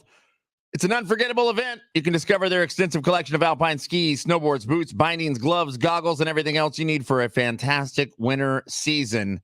But that's not all. Snow Jam San Diego is an unbeatable value for your winter adventures. Don't miss out on this incredible opportunity. Mark your calendars November 10th and get ready for an amazing winter experience at Snow Jam San Diego. So 5.5 minutes, we're giving those away. It's going to happen. Got to keep listening here. You got to keep listening for your opportunity to win Snow Jam. Snow Jam, jam, jam, Jam. What's wrong, Fletch? Are you reading? Are you deep in thought? I'm trying to read. Not very good at it. This hurts my head. You were concentrating just viciously at that monitor. The text is very small. And I think my eyes are getting bad. Is this the ESPN article? You should get your eyes checked because I remember actually, oddly enough, when I was playing with the Arizona Cardinals, I realized like, yeah, I've been squinting for years now, like sitting in the back of rooms and like trying to see like clearly what they're talking about, like what number is that safety wearing on the screen, all this stuff. So I go and get my eye checked, like pretty significant astigmatism. And so I started wearing contact lenses. Dude, it was like, I'm not even kidding you. Like I started playing better football because I could see. So if you want to continue with the narrative that I'm this like grown up child, what'd you call me? What did I call? No, hairy bald child. Hairy bald. You kind of said that about You're yourself. right. Yeah, you brought that up. But I did start balding early in life, and now I think I'm going blind early in life because the studio hasn't changed, and I've been in this studio for 6.5 years now. I don't think you're going blind. Literally 6.5 years. We do not let him go home. Things are getting blurry on that screen. I think you're going blind. Maybe you're having a stroke right now. No, this has been like recurrent. It's slowly gotten worse. I don't know. Your face looks a little droopy. Maybe it's all the weight loss. Maybe. Wait, have you been doing Ozempic? I've lost 17 pounds in my face. CD, do you know how many people have asked me that? They have? Yeah. And I said, because no, you've lost bro, weight? I'm on sdfatloss.com. Go check it out. It's all natural, baby. The None healthy, of those drugs. None of those natural way. injections. Yeah. We eat real food. That's right. I don't want to get shot up every day. Oh, speaking of pills, we're going to play Red Pill, Blue Pill. That's coming up on the show today, a Wednesday staple. We always do it on Wednesdays. Always. What type of music you want for it? Maybe Doctor. Oh, give me the news. I got a bad day to loving you. Don't be mad. Who sings that?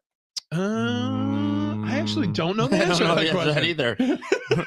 Is that Huey Lewis? No. Okay. I knew that was wrong.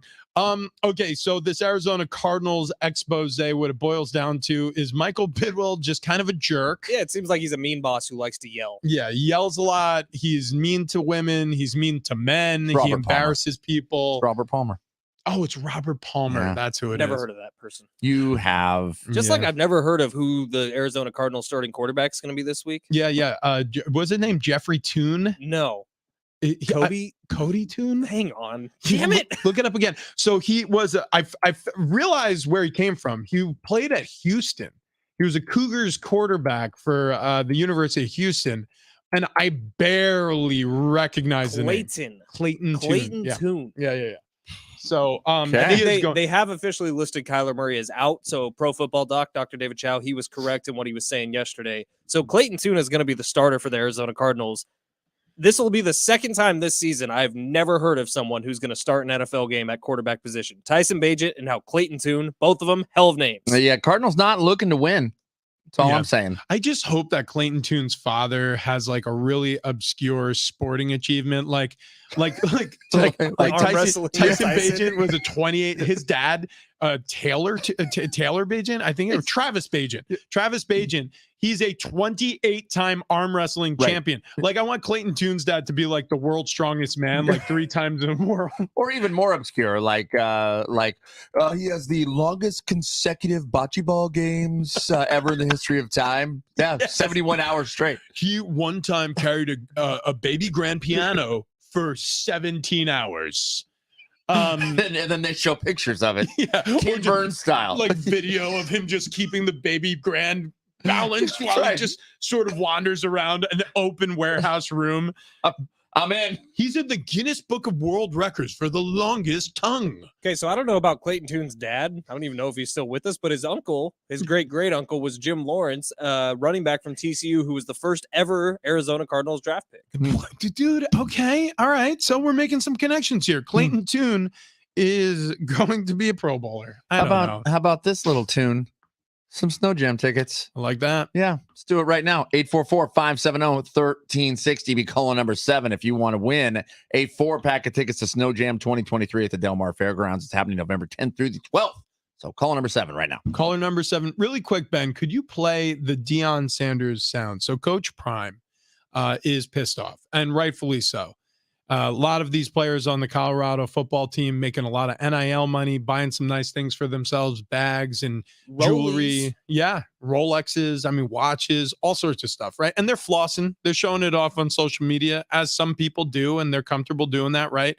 Well, the unfortunate reality is there are people out there who have devious minds, who see some of the things that they could get their hands on and may have cased the Colorado football team specifically and thought, well, best opportunity to rob them is when they're on the football field. So UCLA, the Rose Bowl was the location of the game that they lost to the Bruins last week, and also the site of a crime where many of the Buffalo football players had stolen goods taken from that locker room.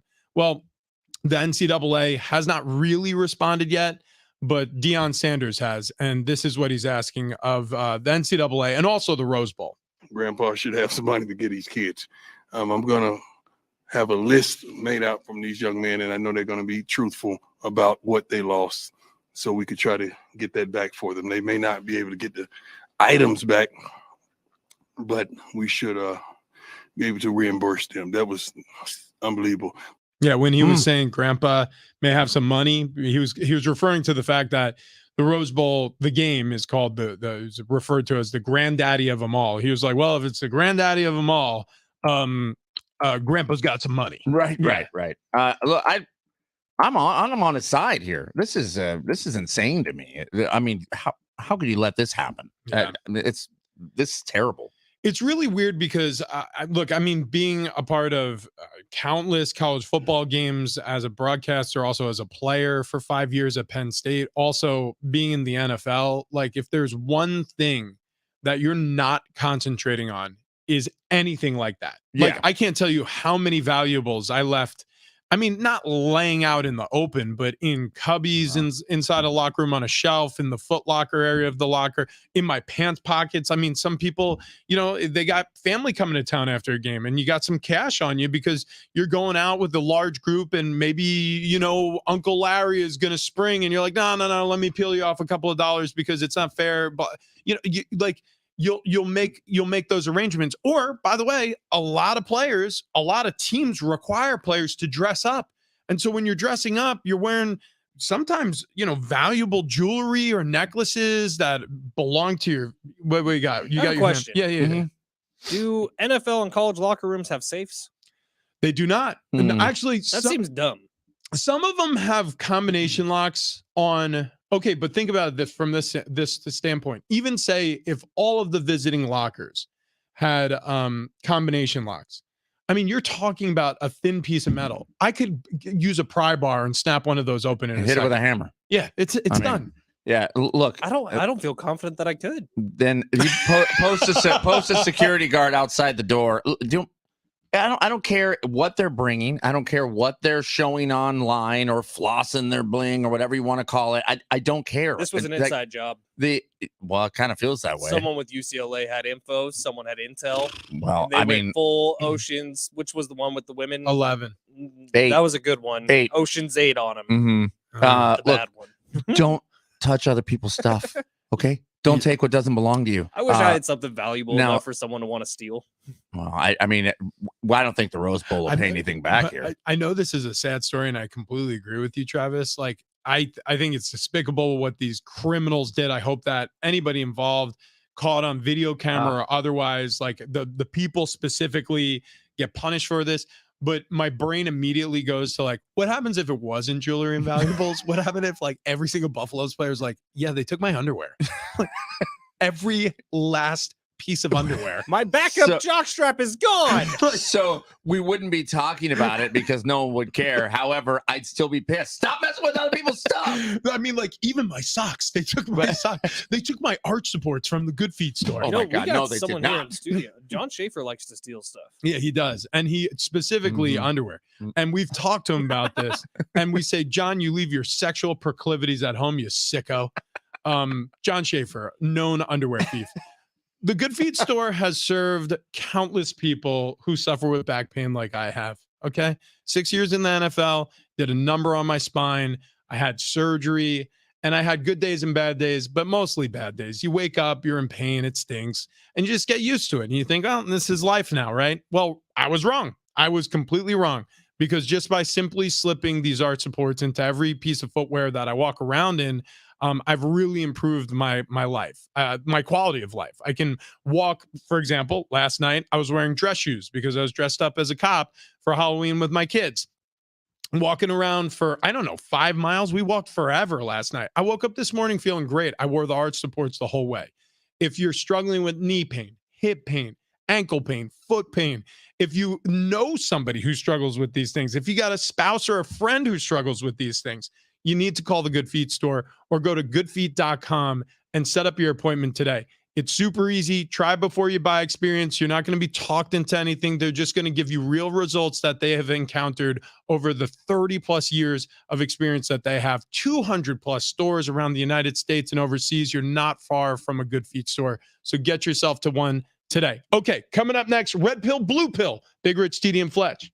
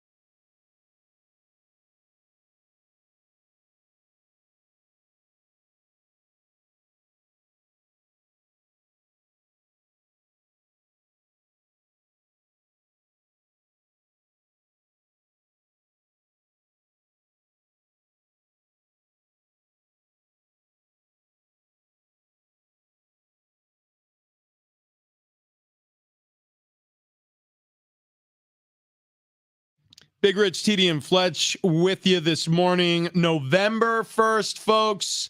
Get the Christmas lights up. It's time. It's time.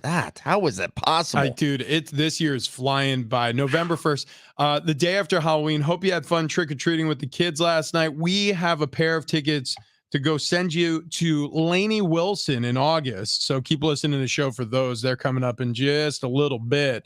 She's going to be playing at North Island Credit Union Amphitheater. That's going to be August 23rd next year. You can win those tickets today. Got to start in Yellowstone. Heart like a truck. Okay. Okay. I got beef with this statement because she did. Like, that's where she got famous. Hold on. Well, let's back everybody up here. A little bit of inside baseball going on. So Monday, Fletch throws out, as we're giving away Lainey Wilson tickets, she got her start in Yellowstone. That's where she got famous. And then we had a meeting after the show with our bosses here, and our bosses went, Fletch, what the hell are you talking about? That is not where Lainey Wilson got her start. And also, what's interesting about it is Fletch continues to push back on this. In the meeting, he was like, no, you're all wrong. These are executives at iHeartRadio. I'll fight. Like iHeart. Well, so here's the thing. Radio. So he went on this like rant about how she was, which is all true also, and it's a great story. She was like living in a trailer, making no money, writing songs for people, and then she got Yellowstone. So yeah, she did get her start on Yellowstone. No. You're skipping the whole part where she got famous before she got on Yellowstone. No. That's where she got famous. I'll continue to fight. There was a whole part of her life where she was a famous singer, and then she got off. She was not a famous singer before Yellowstone. Well, turns out she was singing since she was 9, like at the Grand Ole Opry. Yeah. As I'm looking this up here. And she wasn't famous until Yellowstone. And now she has a nationwide tour. It shows her active in the music industry as of 2011. Ben, I'm not laying down the sword. No one ever heard of her before Yellowstone. I've never met anybody who's so consistently very wrong about things, but will ardently defend how wrong you are to the bitter end. Listen, she had a song apparently that had tens of thousands of downloads and became popular on MySpace. She's been around for a little bit. Look, the point is she's really, really good, and she's playing in San Diego, and you can see her. We're giving out a pair of tickets to Lainey Wilson coming up later in the show. Also, if you're listening on the free iHeartRadio app, as Ben is furiously typing into his computer, looking to back up his argument, we appreciate it. Share a link with a friend. Best way to support the show. We promised Red Pill, Blue Pill, which is where we have a question that's tossed to us, and we have to choose one. We have to swallow it, and we just have to live with it. Right. Do we want to start it here? Do we want to hold it over to the next hour? Because there's another direction we could go right now. Do we want to get into Red Pill, Blue Pill? Or I feel like we may need more time than 2 minutes here. Let's hold it over to the next hour. Okay. In the meantime, let's talk about what Terry Bradshaw thinks about Taylor Swift. There's sound here, by the way, if you wanted it. Look, Terry Bradshaw not pulling any punches with Taylor Swift, and really calling her out in what she does for a living. And this is what he had to say.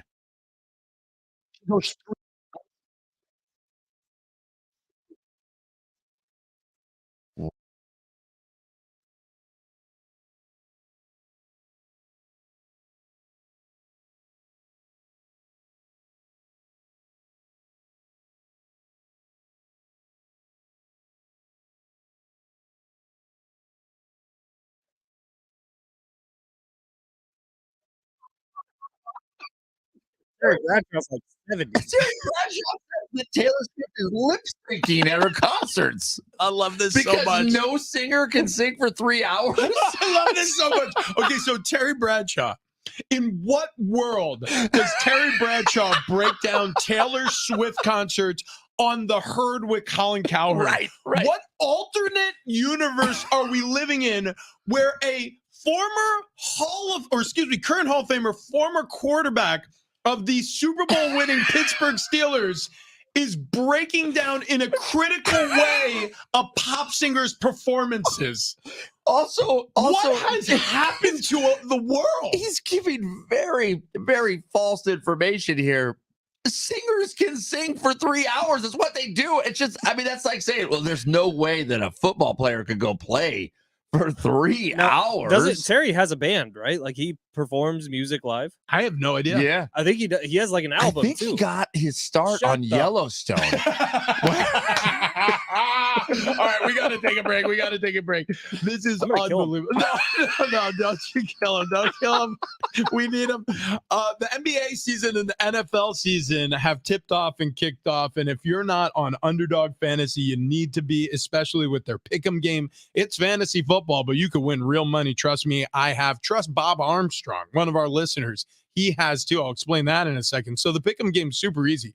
2 to 5 players. You select whether you go higher or lower on their stat totals, and then you do what you do. You just watch the games. You can win up to 20 times your money in a single game by going 5 for 5. Completely legal in California. Ton of fun to play. Okay, so when you download their easy-to-use mobile app or you go to UnderdogFantasy.com, I want you to sign up with promo code XTRA, and here's why. Underdog Fantasy will double your first deposit up to $500, but only for a limited time. So do this right now. Plus, new customers get a mystery special pick live in their pick'em lobby. So back to Bob Armstrong. He's a listener of our show. He's been sending me DMs on Instagram where he's taking screenshots of his Underdog Fantasy app. So he did this, right? He put in his initial deposit, doubled, and then he's like doubled and tripled and quadrupled his initial deposit by winning on the pick'em game. Super fun, super easy. And if you're like Bob, you're going to benefit from it greatly. So again, that's Underdog Fantasy, promo code XTRA. Get your first deposit of $10 or more, doubled up to $500, plus that special pick we were talking about in your pick'em lobby. Must be 18 plus and present in a state where Underdog Fantasy operates. Terms apply. Concerned with the play, call 1-800-GAMBLER or visit ncpgambling.com. Raiders aren't done. They fired someone else. Whoa. So the Raiders have made multiple firings now over the course of the past 8 hours. We'll update all that on the other side. Big Rich, TD, and Fletch.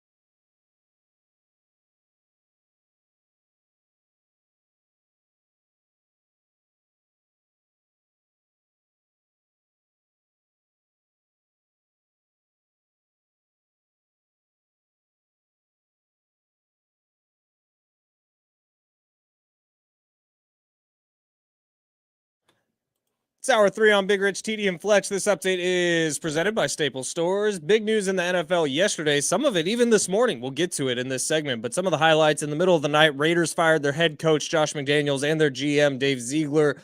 There is more Raiders firings to come. There was one that happened 30 minutes ago. We'll tell you about it on the other side.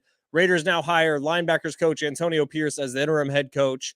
And they have a couple more positions to fill as well. At the trade deadline, there was a flurry of moves. Commanders moved off 2 of their brightest young stars, sending Montez Sweat to the Bears, Chase Young to the Niners. Kirk Cousins will miss the rest of the season, so the Vikings went and traded for Josh Dobbs to be their quarterback the rest of the way. In the World Series, Rangers win Game 4. They have a 3-1 series lead over the Diamondbacks. Rangers can clinch it tonight in Arizona, 5:03 first pitch. And the Brady Hoke Report coming up tonight at 6 o'clock. You can hear it right here on San Diego Sports 760 or on the free iHeartRadio app. Staples Holiday Deals means amazing savings for the holiday season. Right now, save 50% on custom holiday cards and invitations, as well as custom photo gifts like mugs and calendars. Offer ends 12/16. Visit staples.com/print for more details. Have yourself a merry little holiday deal at Staples.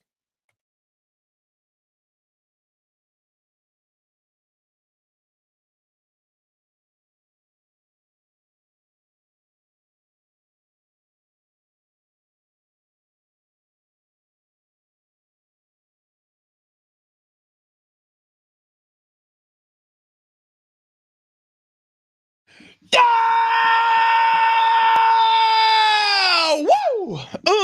Happy Wednesday to those who celebrate. Happy November to all. It's here. November is here, people. It's the holiday season. Holy moly. Big Rich, TD, and Fletch with you this morning as we begin to celebrate the holiday season. Should we go all Christmas music now? I think, yeah. From this point on. From this point until New Year's Eve. We're going to go all Christmas Christmas music sucks. Are you kidding There's me like right 2 now? good songs. He is like full of misinformation and bad takes Wow, this morning. Speaking of which- listen to Christmas music 858 all throughout says, the year. Fletch being wrong and doubling down on it must be an Italian thing. I'm not wrong. That is such a good listener. That oh my God. Wow. Whoever you are, Wow. 851. Nailed it. 858. I'm sorry. Wow, you're a fountain of misinformation. 851. Oh, okay, Ben. Wow. A really low shot. And you know what? That hurt. That hurt deep.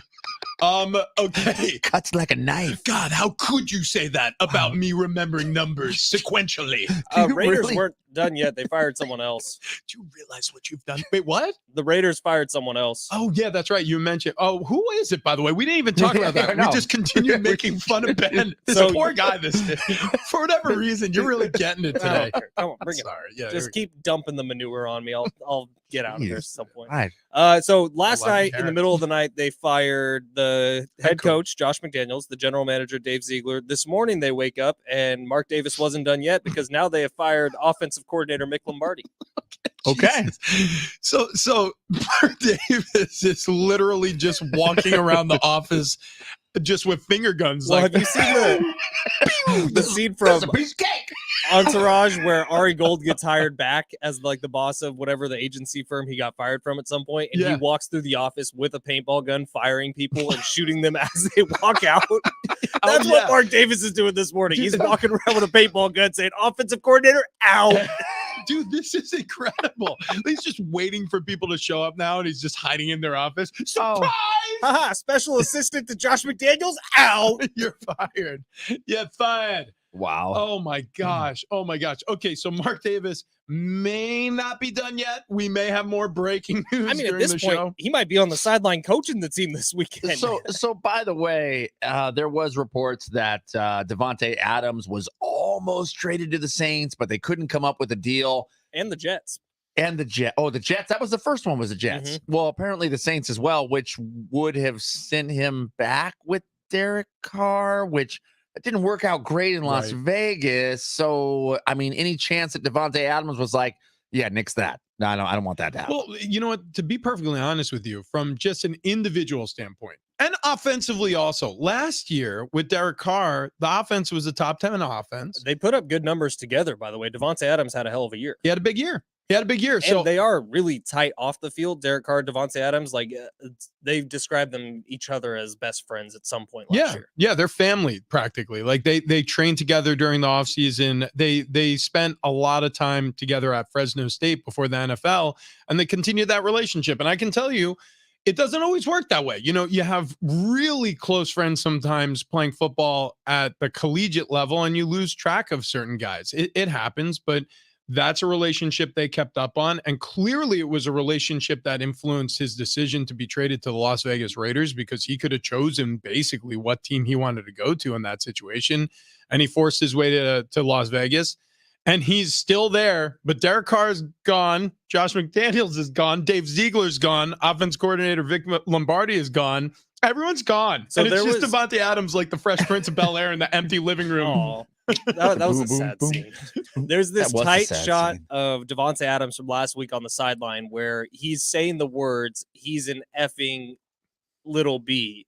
And we don't know exactly who he's talking about. So was it one of the guys that got fired? Was it Jimmy Garoppolo? Who was it? Good question. My guess is Mark Davis is going to see that clip and he's going to be like, he was talking about me. He's fired. Devontae, you're fired. Beep, boop, boop.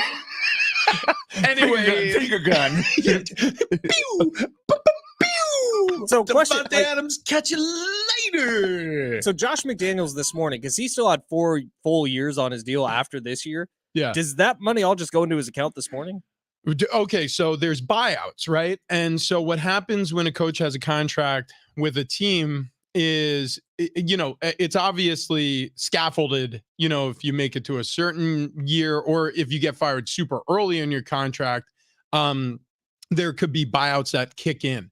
Well, what could have happened here is Josh McDaniels may have had some sort of win percentage language in his contract that gave the Raiders a favorable position to get out of his contract. And so if that were the case, like Josh McDaniels might have signed the contract thinking like, there is no way we would be under this number wins, by this point in my career. Whatever that number is, they're under it, I promise. Right. Yeah, so he may have signed a contract initially with confidence that, well, I mean, this situation will never occur. And so instead of having to pay him $25 million this morning, it's more like $6 million. Yeah, it could be something much lower, which, by the way, still a huge amount of money to not work anymore. Yeah, that's what I'm saying. I'd take that. Yeah, I would retire so fast. I'd go to, I don't know where, Taiwan. Where was it? Thailand. Thailand. Cliff Kingsbury. Close. Cliff Kingsbury. He may still be there. He left, and he's on the USC sidelines now. Oh yeah, that's right. He's an analyst for them.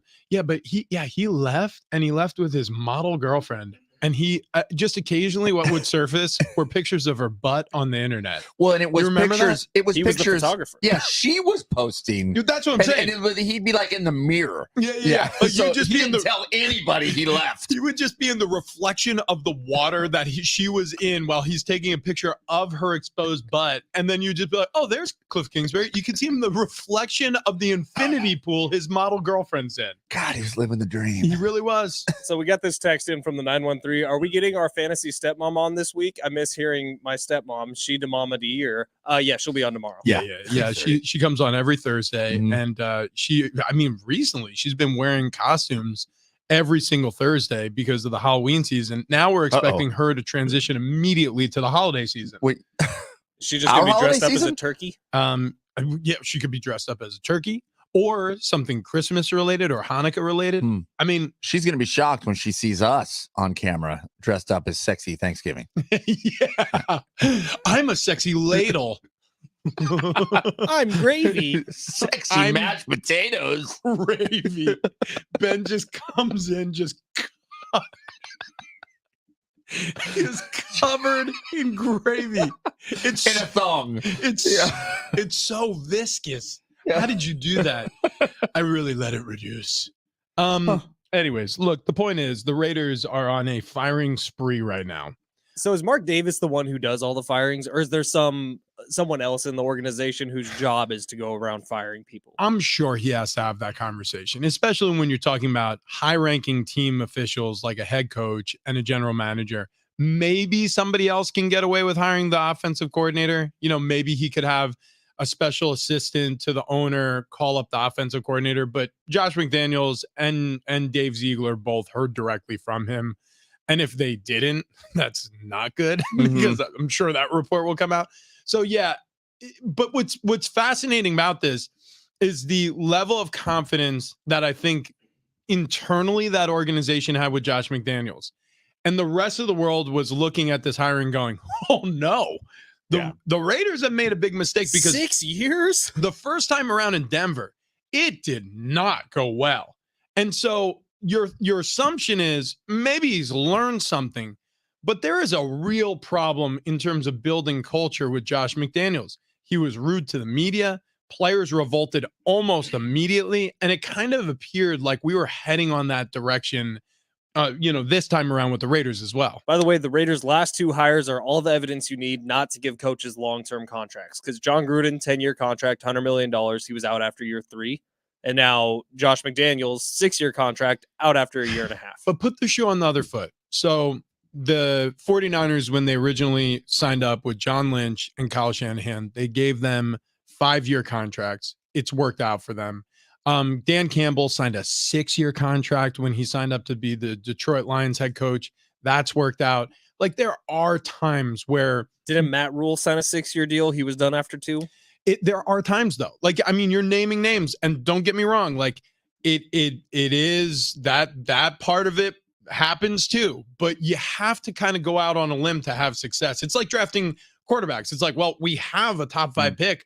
We need a quarterback. It's not like you're going to be like, yeah, but let's just get a tackle instead. Like you're going to get a quarterback. And sometimes they're great and sometimes they suck. And it's hard to tell which ones are going to be great. Well, and this isn't like a player contract where it's, hurting the cap in any way. So it to me, locking up a coach, if you feel like you are the leader of this organization and you feel like this is going to be your guy and it's going to work out great, you'd want to lock him up. Plus, I think that, and Rich, you can speak to this, wouldn't that boast player confidence, the fact that we have this guy, he's locked in place, he's not going anywhere? Yeah, absolutely, TD. And really, that was my chief complaint with anybody who is attacking Bob Melvin when we were talking about the Padres last week, moving on from San Diego to the San Francisco Giants, because the organization made no commitment to Bob Melvin, the Padres. They were like, look, we're done here. Basically, after this upcoming season, we're done. We're not extending you. AJ Preller probably was saying things like, I hate you. I wish I had the finger gun that Mark Davis had. I would go, pew, pew, pew. I would just, pew, pew, pew, pew. I would just fire you right here. Pew. You know how much I'd pew you right now? Oh, you would be so pew. But Peter said I couldn't. So you're going to be here and we have to get along. And then all of a sudden they change their mind because they're like, yeah, look, if he's going to be a lame duck, just like you were saying, TD, all of a sudden the players are like, why do we have to listen to this guy? This guy's got one foot on a banana peel, the other foot out the door. And we know everything's going to change in 365 days. Yeah. So, I mean, you just completely defang your coach. So yeah, a long-term commitment, back to what you're saying, Fletch, like, yeah, you'll miss on some of them, but you kind of need to do it to encourage confidence. So when you look around the NFL over the last few years, the coaches, or at least the hired coaches who have been successful, have been these young offensive minds, right? And when you look at the prototype, it's like Josh McDaniels was the first young offensive mind with the Patriots and that offense he designed with Tom Brady. And so now you look and you're like, well, it hasn't worked for him twice in a row. So is this a New England thing or is this a Josh McDaniels thing? Well, what's interesting is that offense even predates Josh McDaniels. So Charlie Weiss was there before Josh McDaniels was. And so I'm not saying he's riding coattails, because the fact of the matter is all these coaches ride coattails. Everybody is influenced by somebody. That's the reason why we talk about coaching trees. And Belichick's isn't good. And to your point, a lot of coaches that have come off of Belichick's coaching tree have struggled. And so is the system just so specific to New England that's why it works there? And to be honest, it's not working right now. You need the right players to have it work. Take New England out of it. It's specific to Belichick. You need to have like an absolute mastermind, like somebody who is going to sacrifice everything for the team. Like Bill Belichick is motivated by one thing. It's winning football games. So if you have a family, which many of these assistant coaches have, if you have other interests, which many of these other assistant coaches have, if you're not living it and breathing it and drinking it and eating it and waking up to it and going to sleep to it, you're not going to have success like Bill Belichick had doing it his way. And many coaches have tried and failed. I mean, there's like 2 who have had success. Brian Flores, some success in Miami, Billy O'Brien, and that's about it. And there's been many failures. Also helps when you have Tom Brady.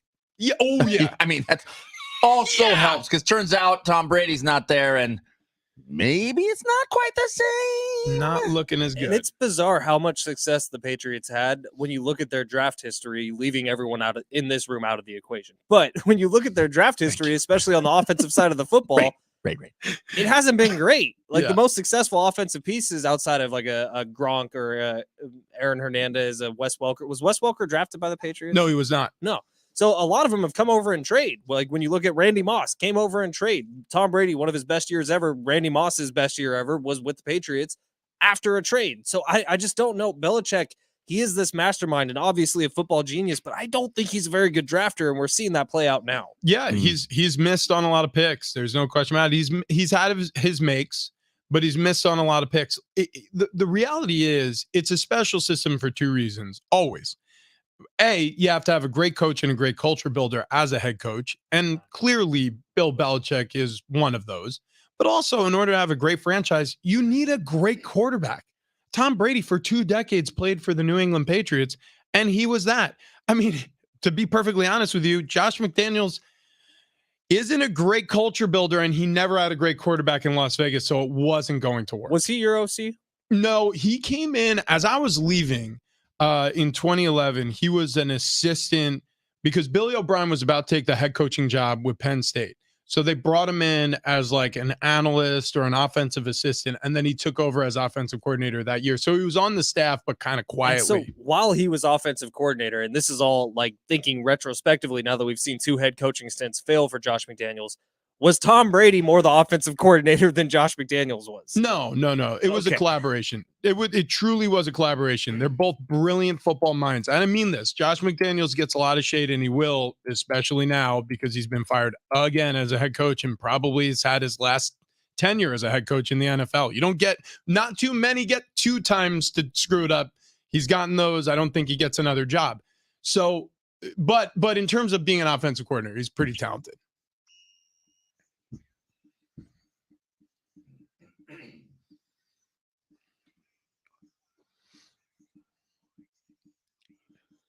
Well, there was a World Series game last night. Game 4 took place. Rangers now up 3-1 after last night's 11-7 victory over the Diamondbacks. Game 5 tonight in the NFL. We've been talking about it all morning here. The Las Vegas Raiders owner, Mark Davis, fired the team's head coach, Josh McDaniels, and GM over there, Dave Ziegler. Now they fired offensive coordinator Mick Lombardi. The trade deadline yesterday in the NFL.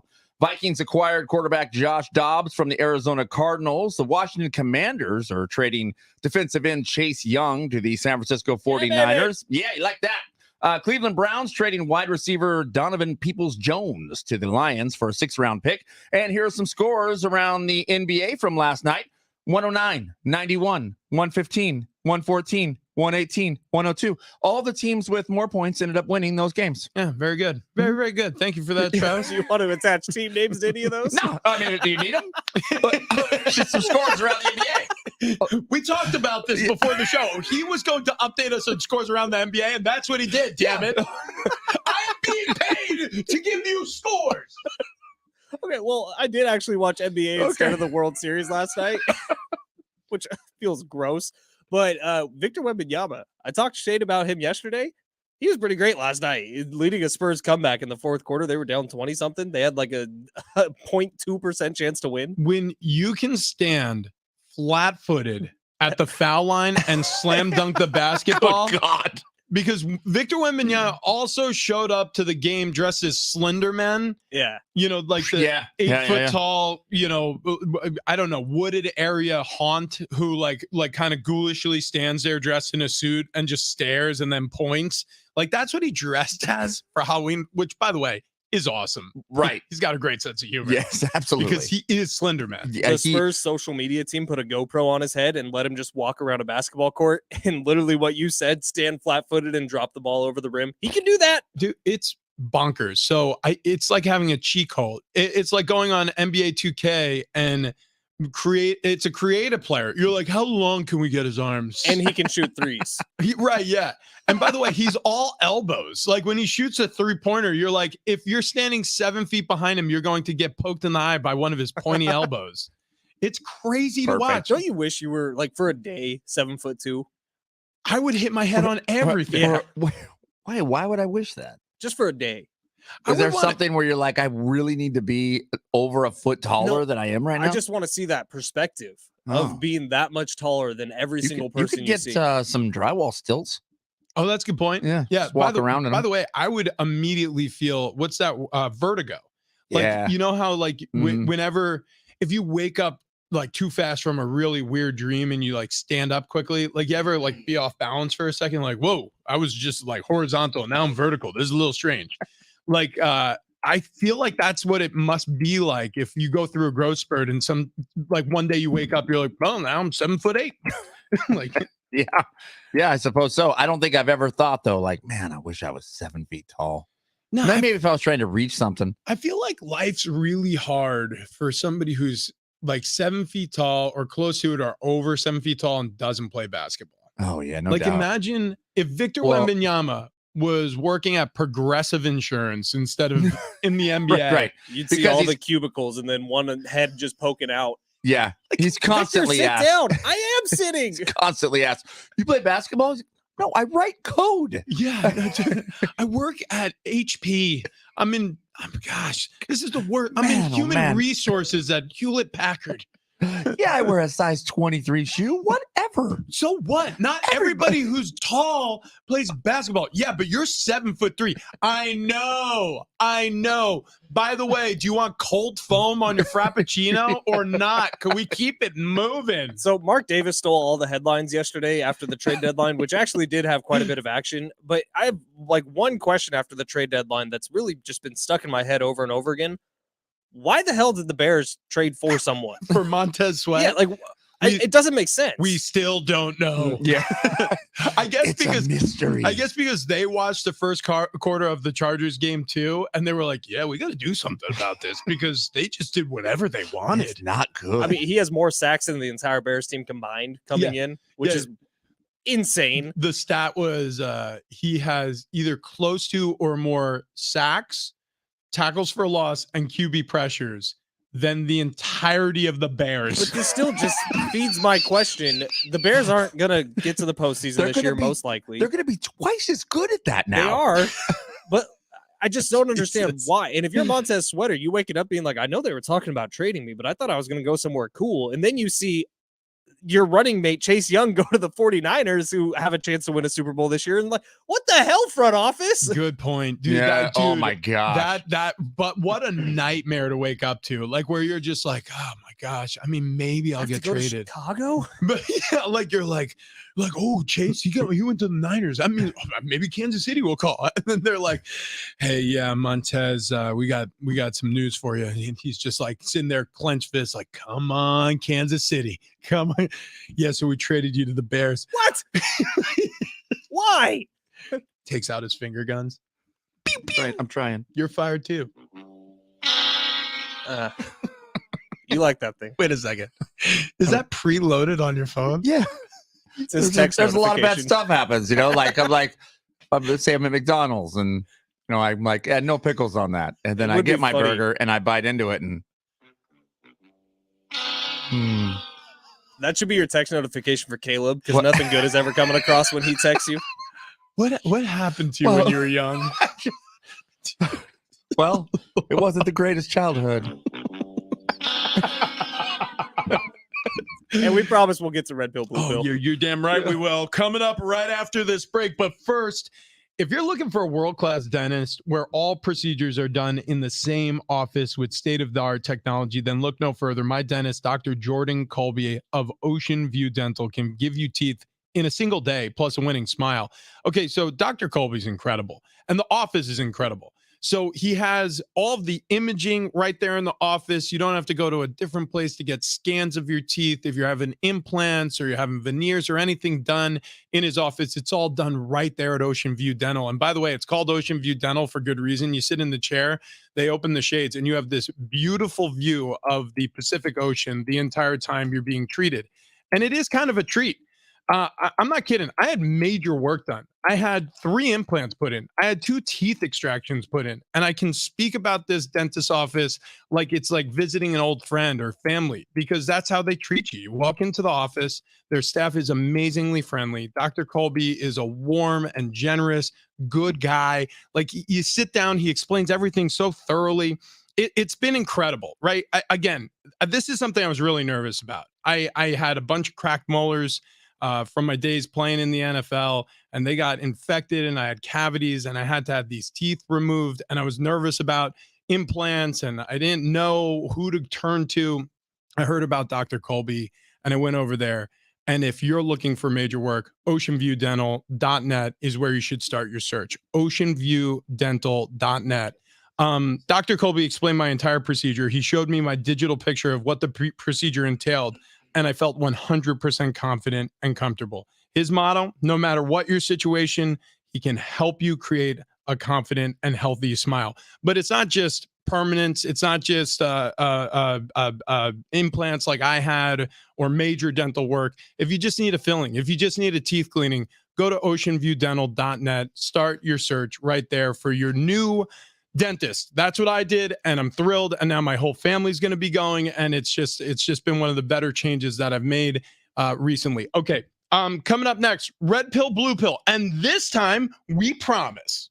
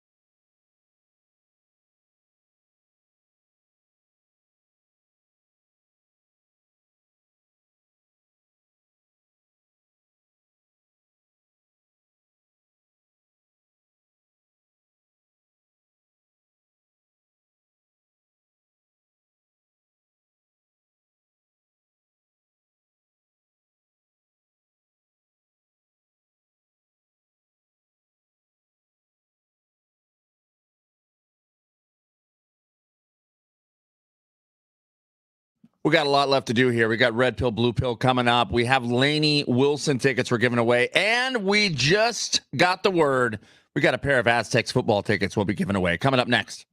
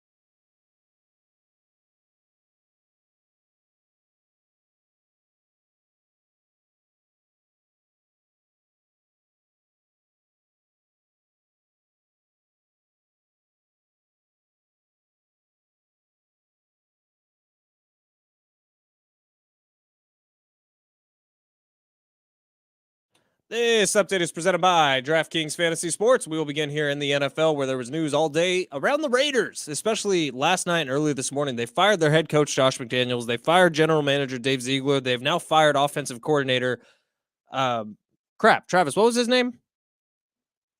Mick Lombardi, the offensive coordinator. At the trade deadline, there was a flurry of moves. The Commanders moved off two of their brightest young stars, sending Montez Sweat to the Bears, Chase Young to the Niners, and Kirk Cousins, he's going to miss the rest of the year with that Achilles, so the Vikings trade for Josh Dobbs to be their quarterback the rest of the way. In the World Series, Rangers win Game 4. They take a 3-1 series lead over the D-backs.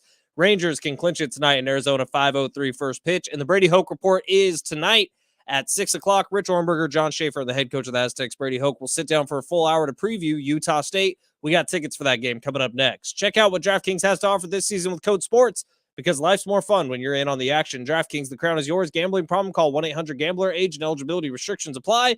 Void where prohibited. See DraftKings.com for details.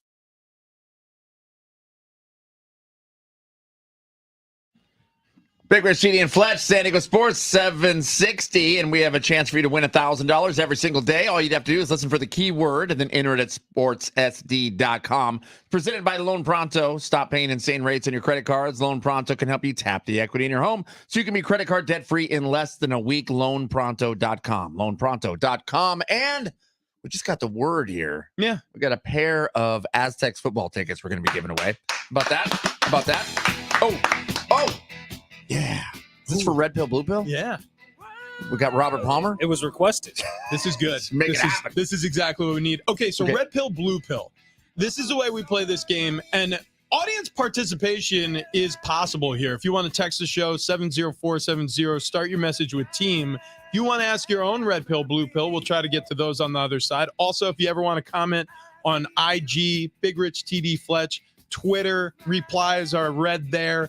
Big Rich, TD, and Fletch also. Okay, so let's get into it. So one of these two quarterbacks has to be your starter for the rest of the season. Okay. Red Pill, Kyler Murray. Okay. Blue Pill, Brock Purdy. Jeez. Okay, so you got to go with Kyler Murray, who's going to play video games throughout the season. I know. Okay, Question. hold on. Or Yeah. sturdy Brock Purdy. But who's around them? Yeah, that's what I'm saying. What's the team? Okay, we're not talking team. We're just saying you've got to have one of them. You've got to commit to one. We're not even going to talk about the team. We're starting with the quarterback. Brock Purdy, because of what Dr. David Chow said yesterday. If we had a fully healthy Kyler Murray, it would be Kyler Murray. But he said that Kyler Murray might be a pocket passer when he returns because he's not going to have enough time to completely heal up that ACL. Okay, interesting. Going with the health route kind of feels like a little bit of a cop-out. Yeah, no doubt. I said if he was completely healthy, I would take Kyler over Brock. Is that what you want to hear? Is that what you want from me, Richard? I feel like Kyler Murray will find a way to win some games for you. However, I also feel like he'll find a way to lose some games for you. And when does the new Call of Duty come out? That has to factor in. November 3rd, or something in that era. Or is that like 2 days away? Oh, yeah. He's done though. So I got to go Brock Purdy. Like that dude logged some hours playing COD. Between injuries and Call of Duty, this guy's season's over with. Yeah, I think I'm going with Brock Purdy. I think we have consensus. I like what I've seen from Brock Purdy more than I don't like what I've seen from Brock Purdy. That is very true. That's a nice way to put that. He's had 3 stinkers. I've seen a lot more bad games from Kyler Murray. Like Jerry Jones said, he's done enough good ones. And then abruptly fired after that, by the way. He's done enough good ones. And then, so we're going to get a new kicker immediately. Okay, this one might be even tougher than the one we did last week where it was watching porn with your parents or watching a porno featuring your parents. Red Pill, afternoon drive host John Schaefer. Blue Pill, afternoon drive host Jim Russell. Well, you're stuck on a 14-hour plane ride with one of those two individuals. All of that's even worse. So you're stuck on a plane ride. You're sitting right next to, you either have to choose Red Pill, John Schaefer, or Blue Pill, Jim Russell. Wow. Now here's the thing. I feel like Jim would just ignore me. Like he would go headphones in. He wouldn't talk. To me at all. So I think I'm gonna go Blue Pill because it'll just be like I'm sitting next to a stranger. Yeah. Okay. Yeah. All right. Well, a stranger. But he's probably the guy though that will like invade your space. But it's 14 hours. So I'm thinking about all the intangibles. Like, I'm going to be like... Smell is a factor. For sure. Like, who's going to be farting more? John Schaefer probably lets off some horribly, Oh my gosh. horribly flagrant flatulence. That's what tofu does to you. Some kombucha stink. Dude, Oh. kombucha, he drinks kombucha. He's probably just nailing kale all the time. Oh, you know what I'm saying? Like all those cruciferous greens and veggies that he's eating. This is strengthening my point here on the blue so pill. he's just going to pound you from a flagellant standpoint. Those low tones, man. Pound you on the low tones. Yeah, you absolutely will. You know, and then I think about Jim Russell. I do feel like he would talk to you, though. At some point, he would get bored with whatever he's doing. And then that sounds insufferable. I mean, how could you? I would pick John because we could talk college basketball the whole time. Good point. You guys both love college hoops. But Jim likes the Niners, but Jim's also a terrible Niners fan. I don't know. Dude, he is a Philadelphia Eagles fan. I saw him wearing a Philadelphia Eagles jersey last Give me season. John. You're taking John. What about you? What are you taking? I'm going blue pill. I'm taking Jim. I'm telling you, I don't think he'd say a word to me the whole time. I don't know if he'd recognize me. I think I'm taking John because Jim Russell is the worst. Yeah, I think so. I'm taking John, and also like if worse came to worse, who would put up more of a fight if I needed to suffocate one to death? I think it's Jim, so I'm gonna take John. Dude, like John's been doing Orange Theory, one of those workout classes. And he's been going daily. Yeah, John. But hang on a second. Guy's built like a paperclip. It's true. I mean, not like us. Like we're very impressive physical presence. Girthy. We're very girthy. And some people say muscular. Some people are saying that.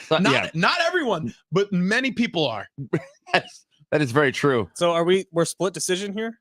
Yeah, Rich and I are taking John. TD, you're taking Jim? Yeah, I'm taking Jim. I'm telling you. That's a mistake. Okay. Audience, I'm curious what what you silence. would think. 70470. Would you rather sit next to John or Jim for 14 hours? This one's from listener Bob. Okay. Red pill. This is a brilliant question. So from listener Bob, red pill, one random tackle from Bill Romanowski at any time, completely unbeknownst to you. So Bill Romanowski, like you just get blitzed. You've seen him with the Broncos and the Raiders. One of the hardest hitters of all time. You saw, and one of the dirtiest players. Lead with his forehead every time. You saw him in the longest yard. He's going to annihilate you. And by the way, and you don't see it coming. It could happen at Vaughn's later today. That might kill you. Or blue pill, one punch from Mike Tyson, but you know it's coming. Good Lord. One of those is getting hit by a semi truck without having any idea it's coming. The other one is getting hit by a rocket launcher dead in your face. Can I tell you? You know what? I think I take the red pill. I'd rather not know it's coming. Okay, so red pill Romanowski. I'm just gonna get hit at any moment. I don't know what's coming. Romanowski hits me. I will figure it out later on how to heal. I'll take that too, but I think my back would be broken. I'm also taking Bill Romanowski hitting me because I have such an incredible respect and fear of Mike Tyson. I grew up watching his fights. Right. He's they're both crazy. Yeah. Yes. Have you ever talked to Bill? Yes. So he makes his rounds at Radio Row every year selling something. I've spoken to him once a year. Let's just point out that Bill or Mike, if you're listening, it was Fletch that said that, not TD and Rich. I think Bill owns his crazy. He's talked about it a lot. Okay. He's like, I hit people with my forehead for 15 years or whatever he did. Mike Tyson, I think he's self-aware enough to know he's an insane person, right? Well, he's talked about how when he trains, it awakens what he describes as the ego inside of him. And it's this war-seeking hellion that he has since buried deep inside of himself and actually is soothed by smoking marijuana. Like, that's Mike Tyson. That's the reason why he started his own pop business. He has gummies that are shaped like ears that have a bite taken out of them. Well, hold on. Let's also know that he partnered with Evander Holyfield for that particular gummy release. So he wasn't the only crazy one who came up with that idea. I would for sure. And it's nothing against Bill Romanowski because I'm sure he can still hit. But when Tyson was training for the Roy Jones Jr. fight at 50, and he was working the heavy bag and people were worried about the mitts. Like I was like, I mean, he could still kill people. He is absolutely and one punch from Mike Tyson might kill you. I went to a Bronco game. I believe it was 2001. I wanted to go before they tore down the original Mile High Stadium. Oh yeah. And this was it had to been 2000. Anyways, This was prior to 9/11. This was prior to tighter security, and you could literally go stand out by the locker room as the players walked out. Bill Romanowski walked out with his wife, and he was signing autographs everywhere. And I'm like, "Can you sign my hat, Bill?" His wife signed my hat, which was which is cool. She's really sweet. pretty good. We got to meet her a couple years ago Yeah. too. What a maniac! Like imagine being the spouse of Taylor Swift, and not like Travis Kelce. No. But like you were just a security guard who got lucky because she liked you. Or you're Travis Dale. Yeah, or whatever. I mean, all of a sudden strong. somebody goes, Taylor Swift, sign my hat, and you're just like, well, listen, I used to work security, so here you go. That was exactly it. Exactly it. But we talked about, being girthy individuals. Off the text line, really quick. Red pill, you have to do a darkness retreat once per week for 24 hours with Aaron Rodgers. Blue pill, you have to take ayahuasca and hang out with Aaron Rodgers once a week for 24 hours. Ooh. Darkness retreat. Yeah, I think I'm My mind is not made for tripping. What? Yeah. Darkness retreat all day. Darkness retreat as Yeah, well. without a doubt. Yeah, But we're all going red pill. we talked about being a little girthy. Girthy. We were a little girthier 7 weeks and 3 days ago. You're damn right. Yeah, not as much anymore. Look at Ben Fletcher doing the rotation here. Yep. And the shirt is up. Oh my God. Ah! It's all the way up. It is golden brown, yet very skinny, very nice. SDFatLoss.com. That's what we've been doing. You've heard us talking about it. It's been literally a month now that we've been talking to you about it, because for a few weeks they were like, we just want to make sure that you idiots can actually achieve the goal here. And we have achieved the goal and then some. I'm down 30 pounds in this 7 weeks. Rich, over 35. Fletch, you're at Over 40? Over 40 pounds? Something like that. Good Lord, Yeah. man. I mean, In it's the 220s.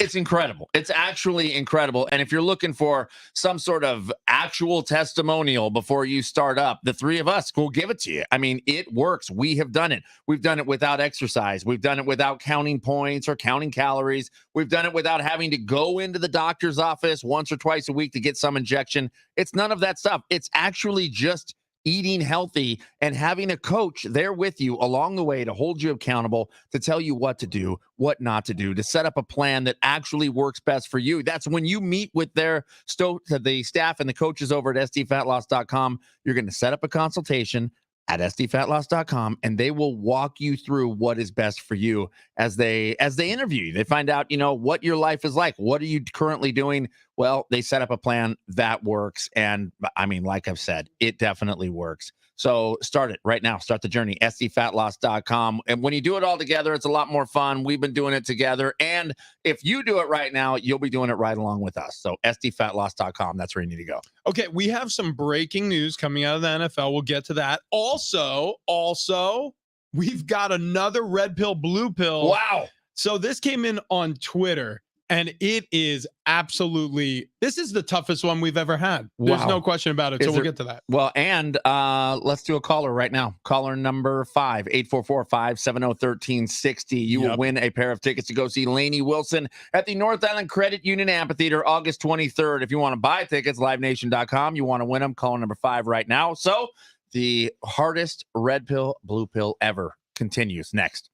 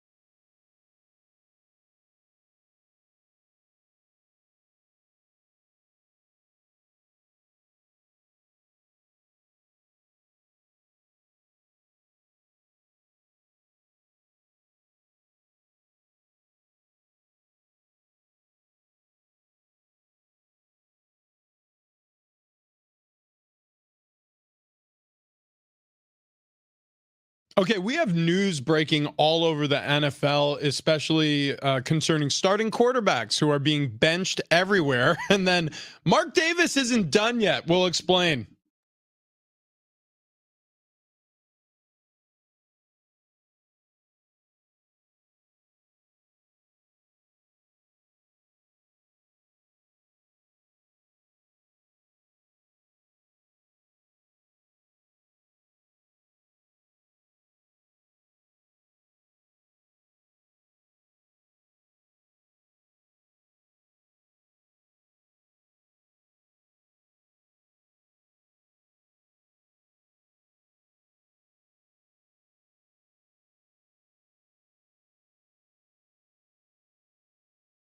Hey, it's Rich for your Toyota San Diego County dealers, right? Okay, so San Diego County Toyota dealers are responsible for the car that I drive around. I have a 2017 4Runner, and I know the exact year because that was the year my first car died on me. So I bought a car used, rolled it off the lot, and immediately started having some transmissions issues with it. I had to take it into the shop, major breakdowns, major repairs, major headaches, major money. It really stunk. So I started shopping around for the most reliable auto brands out there, and Toyota kept coming up, top of the search every single time. Toyota, Toyota, Toyota. So then I go on this East Coast trip, take the family out to visit some family on the East Coast. We're driving around in a rental 4Runner. And the Toyota 4Runner is roomy and spacious. We had 2 kids, one an infant at the time, the other a toddler in car seats. We had plenty of room in the front seats, the captain chair and the passenger seat, because there's an adjustable back row. So we're like, oh, that's cool. They have a third row. We folded that down. We had all the bags. When we got to our destination, we needed extra space in the car. So we folded up the back row. We had more people in the car. Everybody was comfortable, even with the car seats. All of a sudden, we're like, this is the family cruiser we've been looking for. And then I was driving to one of the neighbor's house while visiting family. They have a Highlander. The Toyota Highlander is a lower profile car that looks just like the 4Runner, drives like a car, and is an incredible get around vehicle. And so I'm looking at Toyota completely differently now. I'm like, maybe we should buy a Toyota. Got back from this trip, went to San Diego County Toyota dealers, had an awesome experience with their staff, super friendly, super informative, not pushy at all. And I bought a brand new 4Runner. So that's my story with Toyota. I want to hear yours. Okay, so if you're interested in a new car, SUV, pickup truck, and you've been dealing with some problems and repairs and dumping money into a car, I hate that feeling. It stinks every single time. You should check out our Toyota, not just because they're reliable, but also because their resale value is legitimately at the top of the market. So if you need a car, you need a truck, you need an SUV, and you've been considering what brand you should look at, I want you to head over to San Diego County Toyota dealers today. Check them out at toyota.com. They have a huge stock of inventory and great deals for you to view there. Again, that's San Diego County Toyota dealers.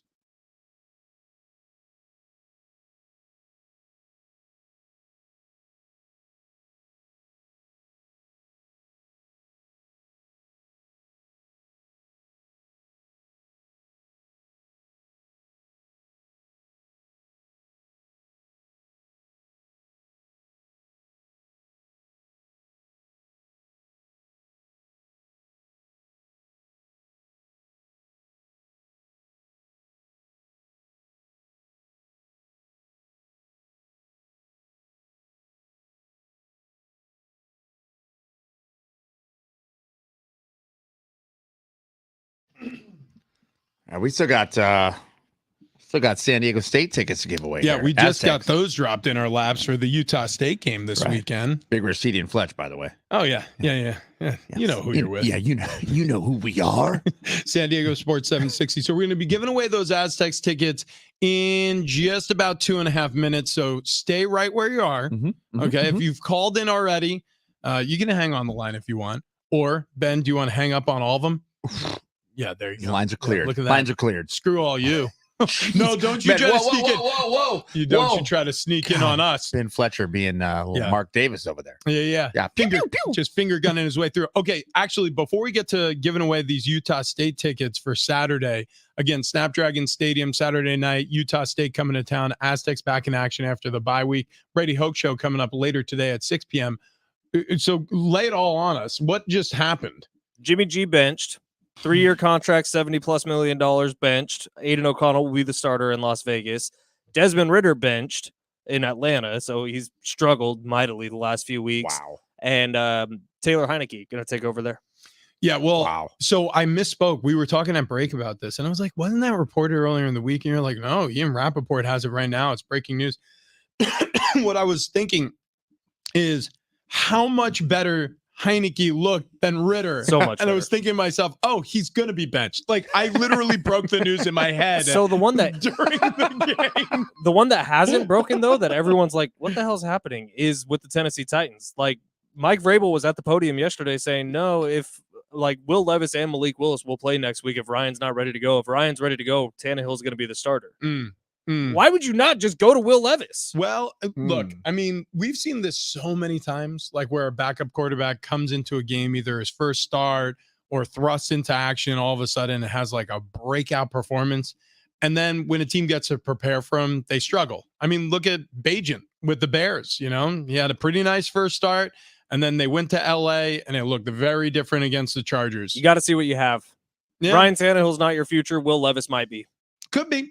Could be. You also don't want to spoil him. You don't want to spoil him just in case he's got a little more time to But incubate. someone like asked Vrabel straight up. He was like, so who's your starting or with Will Levis starting moving forward? He's like, I haven't announced that. Ooh. Caller number 3 right now. 844-570-1360. You want to see the Aztecs play this weekend? You will win yourself a pair. If you want to buy tickets, go Aztecs.com. You want to win them? Call number 3 right now. Fletch, who do we think? Jonas Knox, he was great this morning. It was early, so if you missed it, it's up on the free iHeartRadio app. Go check it out at Big Rich TD Fletch. Subscribe, like, do all the things. Leave us a rating. That'd be fun. Yeah, rate our show and like, but make it really like. This show sucks. No, like make it something like overly sexualized. Like, I listen to the show because they sound super hot. Thank you, Rich. Thank you, TD. Thank you, Textures, the Roadies, the Dogs, the Hangers, the Bangers. We'll see y'all tomorrow. Yeah, see you tomorrow. Bye.